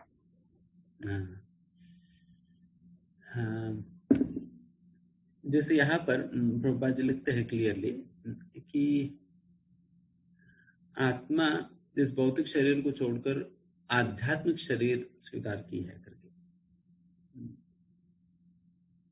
क्योंकि जब आत्मा भी जब आध्यात्मिक सृष्टि में जाती है, आत्मा एक बीज की रूप है, एक सीड फॉर्म, एंड फिर उन्हें अपने स्वरूप के अनुसार उन्हें वहां पर शरीर मिलता है। जैसे मान लीजिए कि हम कोई कह सकते हैं कोई ग्वाल बाल है, या कोई गोपी है, कोई मोर है, कोई पेड़ है। आत्मा तो वही है, बट फिर उस आत्मा को भगवान के साथ अपने स्वरूप में रेसिप्रोकेट करने के लिए उनको उस प्रकार के शरीर भी चाहिए ना। तो फिर वैसा शरीर वो आध्यात्मिक शरीर है, वो साधारण शरीर नहीं है। जैसे यहाँ पर तो पंच तत्वों से बनाया जाता है, जो कि साधारण ईश्वर है, बट वहां पर जो हमें आध्यात्मिक शरीर जो मिलता है वो आध्यात्मिक है, वो भौतिक नहीं है। उस प्रकार की शरीर प्राप्त होती है ताकि हम अपने स्वरूप में स्थित होकर भगवान के साथ उस प्रकार के आदान प्रदान करें। समझ में आया? तो मुझे एक क्वेश्चन और था, जब हम भगवान से विलग होते हैं तो कोई भी अपने डिजायर्स की वजह से, तो फिर वो शरीर का फिर क्या होता है? जैसे स्थूल शरीर तो पंच तत्वों का बना है, तो उसमें विलीन हो जाता है, तो फिर वहां पे कैसे होता है ये? जब कोई मुक्त वहां से धरती पे या किसी नीचे लोगों में वापस आता है, तो उस ट्रांसेंडेंटल बॉडी का जो आध्यात्मिक शरीर हमें मिला होता है, फिर उसका क्या होता है? अच्छा प्रश्न है। तो इसके लिए वैसे हम कहीं पढ़े नहीं इसका विस्तार में, बट ये बेसिकली जीवा फॉल डाउन के ही रिलेटेड केस है। जीवा फॉल डाउन के रिलेटेड केस है, क्योंकि जीवा फॉल डाउन के विषय में भी कई प्रकार की कथन है। एक प्रकार कथन ये भी है कि ब्रह्म ज्योति से ही हम गिरे हैं, हम भगवतामित्य ही नहीं करते। तो फिर उस केस में शरीर छोड़ने का वो शरीर क्या हो उसकी बात भी नहीं है। किसी प्रकार की आर्गुमेंट में ऐसा कहा जाता है हम भगवत धाम से आए हैं करके, भगवत धाम से आए करके। जैसा लघु बृहद भागवतामृत में एक गोप कुमार की स्टोरी आता है, जो गोप कुमार जिन्होंने वृंदावन में जन्म लिया, फिर वो धीमे धीमे से गोलोक वृंदावन जाते हैं, वैकुंठ तक जाते हैं। फिर वहां पर विष्णु जी आलिंगन करने नहीं देते हैं, सभी लोग आलिंगन करने जाते हैं, सभी लोग मना, अरे तुम क्या कर रहे हैं, विष्णु का आलिंगन करने की थोड़ी जा रहे। तो इस बार मना, तो फिर वो उनकी इच्छा है फिर भगवत धाम गोलोक वृंदावन जाने की। जब गोलोक वृंदावन जब लास्ट अल्टीमेटली पहुंच जाते हैं, देन फिर भगवान कहते हैं कि अरे गोप कुमार तुम कहाँ चले गए, तुम्हारे लिए मैं तब से मैं यहाँ पर खड़ा हूँ देख रहा हूँ, तुम कब आओगे। देन फिर दोनों आलिंगन करते एक दूसरे को, जैसे आप एक फोटो देख रहे होंगे आप लोग, कृष्ण और एक बाल दोनों एक दूसरे को आलिंगन करते हुए एक पेड़ के नीचे एक खेती में, वो गोलोक वृंदावन का ही बात है, गोप कुमार है। तो इस प्रकार से उस स्टोरी में भी ऐसा नहीं कहा गया है कि मतलब उनका शरीर कहीं था करके, रादर इस प्रकार से कहा जाता है कि एक सीड फॉर्म में जो है वही से डेवलप होता है। ये भी हो सकता है कि वो अनमैनिफेस्ट हो जाता होगा वो शरीर, जब अगर उस थ्योरी को माने कि हम भगवत धाम से लौटे आए हैं करके, देन फिर वो अनमैनिफेस्ट हो जाता होगा। और बट उसका बहुत डिटेल वर्णन तो कहीं हमने पढ़ा नहीं। हरे कृष्णा। हरे कृष्णा प्रभु जी। हाँ दंडवत प्रणाम प्रभु जी। प्रभु जी मुझे था कि मतलब आप बोल रहे हैं कि हमें सिर्फ नहीं करना चाहिए, हमें मतलब भी करना चाहिए। प्रभु जी हरिदास ठाकुर तो ऐसे 22 घंटे वो माला जप करते थे, तो उनको वो प्रचार करने का वो समय कहाँ से मिलता था? क्या करने का? प्रभु जी प्रचार। अच्छा उनको प्रचार क्या करना है, वो तो उनका जीवन ही आचरण से भरा हुआ है। तो अभी प्रचार कर ही रहे हैं ना हरिदास ठाकुर, अभी कर रहे हैं, अभी इंस्पायर कर ही रहे हैं हम सभी लोगों को। जैसे हरिदास ठाकुर का नाम सुनते हैं तुरंत हमारे अंदर प्रेरणा आती है, नहीं हमें बहुत अच्छा जप करनी चाहिए करके। तो वो क्या है, वो तो प्रचार ही है। वो सभी तो अपना आचरण से ही इतना प्रचार करते हैं, युगों तक प्रचार करते हैं। हमारा प्रचार तो आज की क्लास कल तक भूल जाएंगे लोग, बट हरिदास ठाकुर की प्रचार तो युगों तक रहने वाली है, क्योंकि उनकी आचरण है। हम लोगों का तो बोलना है, बट उनकी जीवन ही है उस प्रकार की, तो इसलिए फिर इतना स्ट्रांगली इम्प्रिंट हो जाते हैं लोगों में। एंड दूसरा, हरिदास ठाकुर के विषय में कहा जाता है कि वो 3 क्या कहते हैं 3 ग्रंथियों में करते थे। हमारे लिए ग्रंथि मतलब 4 माला भी बहुत ज्यादा पड़ता है, उनके लिए ग्रंथि मतलब 64 माला है। 64 माला है उनके लिए ग्रंथि। तो एक बहुत मतलब एक मन में करते थे, 64 माला जो है मन में करते थे, और एक जो है वो 64 माला वो बहुत सॉफ्टली बोलते हुए करते थे, एंड एक बहुत जोर से करते थे। एंड जो जोर से कर रहे हैं वो क्या हुआ, वो तो प्रचार ही हुआ। उस प्रकार से प्रचार करते थे। इसलिए हरिदास ठाकुर नित्यानंद प्रभु वैसे भी प्रचार करने जाते थे ना, जैसे हम जगह मदाय की स्टोरी में सुनते हैं, सुनो सुनो नित्यानंद सुनो हरिदास, आप लोग जाइए हर जगह प्रचार करो करके। जगह मदाय को उन्होंने प्रचार किया। हरिदास ठाकुर विचार परेशान हो जाते हैं नित्यानंद प्रभु से, क्योंकि नित्यानंद प्रभु कभी भी कुछ ना कुछ ऐसा गड़बड़ी करेंगे। ठीक है, न्यूज यस कौन है?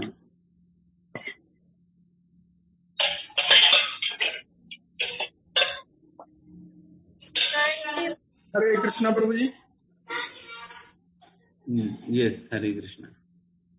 प्रभु जी, जैसे हम नारद जी को मतलब देखते हैं, या जैसे हम मतलब पहले देखा है सीरियल वगैरह में, वो जैसे उसमें दिखाते हैं कि मतलब नारायण नारायण ऐसे वो जप करते हैं। तो मतलब ऐसे कुछ शास्त्र, जैसे मैं अभी सारे श्लोक में मैंने देखा, मुझे लगा कहीं पे आएगा लिखा हुआ कि नारायण नारायण मैं ऐसे बोलने लगा, तो ऐसा उसमें तो था नहीं। तो फिर मतलब वो क्या रिसाइट करते हैं, मतलब हरे कृष्णा जप करते हैं, या मतलब कैसे क्या मतलब वो बोलते हैं? आप भी करेंगे? नहीं प्रभु, बस जानने के लिए। नहीं, करना तो है, जानना क्या है। जैसे एक नहीं, भजन है, उसमें गाया जाता है, नारद मुनि बजाई बिना राधा कृष्ण नामे। उस भजन में शायद पता नहीं भक्तिविनोद ठाकुर जी किसने लिखा है, उस भजन में तो ऐसे ही कहा जाता है कि नारद मुनि अपना बिना भजन करते हुए राधा कृष्ण की नाम गाते हुए जाते हैं करके।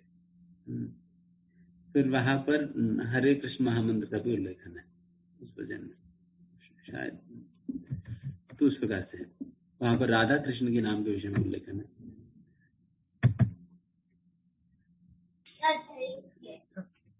थैंक यू प्रभु। हरे कृष्णा प्रभु जी, धन्यवाद नाम। प्रभु जी, हम एक चीज पूछना चाह रहे थे, जैसे कि मतलब ये बॉडी जब हमें मिलती है तो जब इसमें सोल एंटर होता है तो धीरे धीरे करके हम बचपन से लेके बड़े होते होते काफी सारी चीजें सीखते हैं, और मतलब काफी बदमाशी भी सीख जाते हैं, फिर अच्छी चीजें सीखते हैं, फिर उसको कंपेयर करते हैं, फिर जो मतलब अच्छा होता है जैसे भी मतलब हम कनेक्ट हो पाते हैं, तो फिर उसके बाद भक्ति में होते हैं। तो पता, अब जैसे ये बॉडी छोड़ने के बाद अगर हमें आध्यात्मिक बॉडी मिलने का मौका हो पाया, तो वो जब बॉडी में हम एंटर होगा हमारा सोल, तो ऐसा तो नहीं होगा मतलब फिर उसमें क्या मतलब कैसे करके ऊपर जाना होता है, मतलब सीखेंगे दोबारा से जब आध्यात्मिक बॉडी मिलेगी, या फिर कैसे याद आ जाएगा जो भी हमने किया, या कैसे कॉन्शियसनेस को मतलब जो भी अभी हम कर रहे हैं। और रिपीट करिए। हम ये बोल रहे थे कि जैसे हमने पहले भी बहुत सारे जन्म लिए होंगे और उसमें भी बहुत बॉडी मिली होगी, अभी जाके ये ह्यूमन बॉडी मिला है, भौतिक शरीर, फिर इसके बाद हम बचपन से लेके जो बड़े हो रहे हैं, तो मतलब नर्सरी, LKG, UKG, 10, 12, BTech ऐसे करके जो भी हमने सीखा, फिर उसके बाद बीच में हम बहुत गलत चीजें भी सीखते हैं, अच्छी चीजें भी सीखते हैं, फिर उसको बीच बीच में कंपेयर करते हैं, फिर धीरे धीरे करके अगर हम जैसे अगर कोई भक्ति में आता है या नहीं आता है, जैसे भक्ति में आ गए, फिर उसके बाद हम अगर ऐसा किसी को मौका मिलता है कि उसको आध्यात्मिक शरीर मिलता है आगे जाके, फिर उसमें आध्यात्मिक शरीर में भी मतलब वो शरीर मिलता है तो उसमें सोल एंटर होता है, तो उसको भी ऐसा होता है क्या, मतलब वो वापस से कैसे उसको याद आता है आध्यात्मिक शरीर में, मतलब या फिर यही उसका एलिजिबिलिटी है कि वो मिलेगा ही तब जब इस तरीके की कॉन्शियसनेस मतलब मेंटेन रहेगी, या फिर मतलब ये थोड़ा सा इसमें मतलब बेसिकली उनके स्वरूप के विषय में आप पूछ रहे हैं ना? हाँ, मतलब जब अगर आध्यात्मिक शरीर मिलेगा तो ये सारी जो हमारी स्पिरिचुअल प्रैक्टिसेस जो हम कर रहे हैं तो ये याद रहेंगी, या फिर उस टाइम पे भी कुछ सीखना पड़ेगा, या फिर कैसे मेंटेन मतलब कैसे? नहीं, सीखने के बाद आपकी सारा अप्रेंटिस सब कुछ खत्म होने के बाद आप वहां जाओगे। इसलिए साधन भक्ति करने के बाद व्यक्ति को इसी भौतिक दुनिया में भगवान के साथ कहीं पर लीला, भगवान जहां पर भी कर रहे हैं लीला कर रहे हैं, उस लीला में हमें भी शामिल होने के लिए पहले मौका दी जाती है। तो वो अप्रेंटिस है, आपकी पढ़ाई हो गया, देन फिर उसके बाद अप्रेंटिस हुआ, देन फिर आपको बहुधाम लेकर जाएगा। फिर आपका अप्रेंटिस स्टडी भी हो गया साधन भक्ति में, फिर अप्रेंटिस हो गया भगवान के साथ कोई लीला अवतार में, फिर उसके बाद बहुधाम चलेंगे। उस प्रकार से होता है। देन फिर आपको ऑलरेडी सब कुछ हो ही गया ना, देन फिर सीधा आप अपना प्रैक्टिस करो।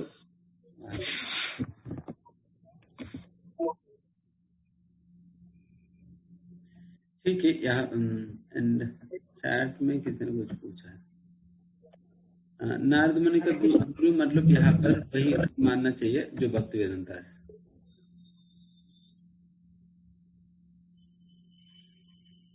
चैट में क्वेश्चन है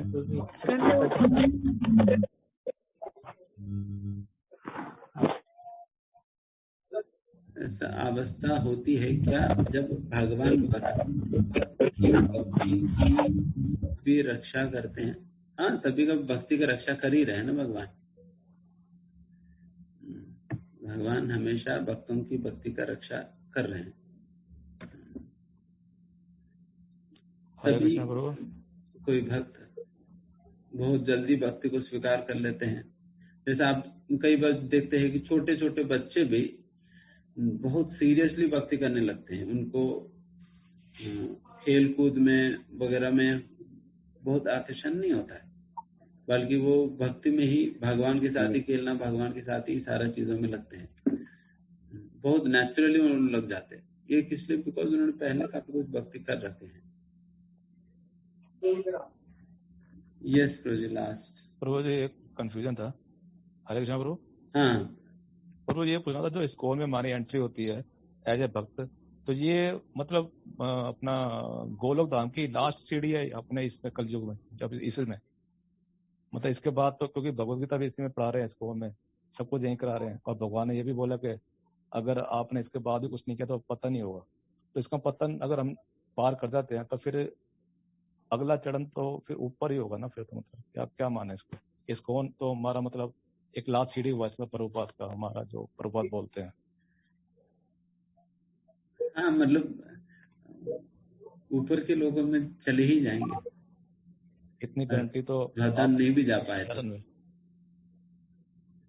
भगवान नहीं भी जा पाए तो कम से कम वहां तो पहुंच जाएंगे।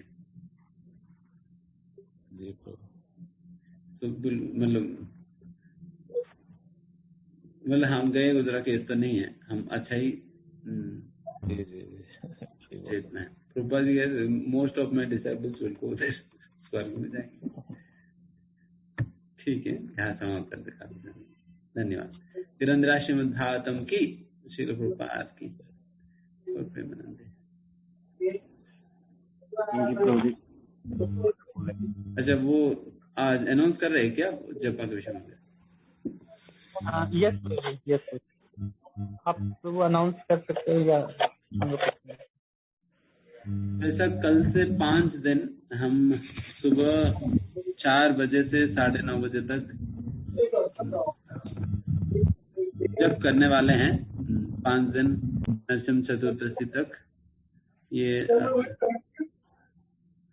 ये 5 दिन 64 माला करेंगे। मतलब ऐसा नहीं सभी ही लोगों को करनी है। आप लोग जितना जप हो सके आप लोग साथ में कर सकते हैं, चाहे 16 हो 32 हो, जितने भी हो सके।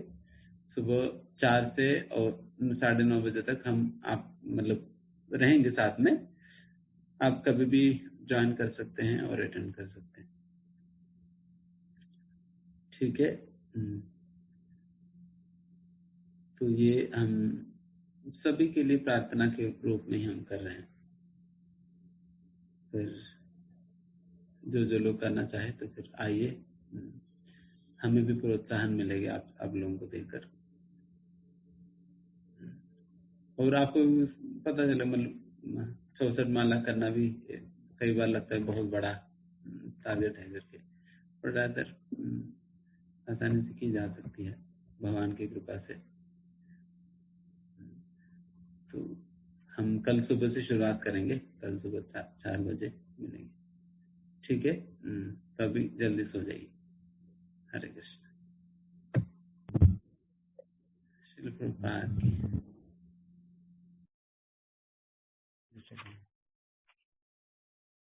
हरे कृष्णा। तो प्रभु जी चले गए हैं, हम उनका धन्यवाद करेंगे 3 बार हरि बोल बोलकर। तो सब लोग एक साथ बोलेंगे हरि बोल, हरि बोल, हरि बोल, हरि बोल। प्रभु जी ने बताया, हम लोग इतने दिनों से 2-3 सप्ताह से लगभग नारद जी का चरित्र सुन रहे थे प्रभु जी के मुखारबिंद से। तो ऐसा हम देख सकते हैं कि भगवान किस प्रकार से नारद जी की रक्षा करते हैं, उनकी भक्ति कैसे प्रोग्रेस होती है। और भगवान ही ये नारद जी के चरित्र हम देख सकते हैं कि भगवान ही हमारे ओरिजिनल संरक्षक हैं। और हम जो कुछ भी सभी अगर सेवा करते हैं भगवान की, तो भगवान उसको याद रखते हैं। लेकिन हम जैसे कोई मटेरियल हमारे घर में किसी की सेवा करते हैं तो कभी न कभी भूल जाते हैं, या कोई थोड़े समय के लिए याद रखता है, कोई बुढ़ापे तक याद रखता है, या कोई जीवन भर जब तक उसकी मृत्यु नहीं होती, जब तक वो शरीर नहीं छोड़ते हैं तब तक याद रखता है। लेकिन भगवान हर समय या कोई भी योनि में रहें, कोई भी शरीर में रहें, तो हमको याद रखते हैं, हमारी सेवा याद रखते हैं और हमको हर समय वो साथ देते हैं। तो इस प्रकार से हम नारद मुनि के चरित्र से हम देख सकते हैं कि हमें कैसे भक्ति करनी चाहिए, कैसे हमें आगे बढ़नी चाहिए।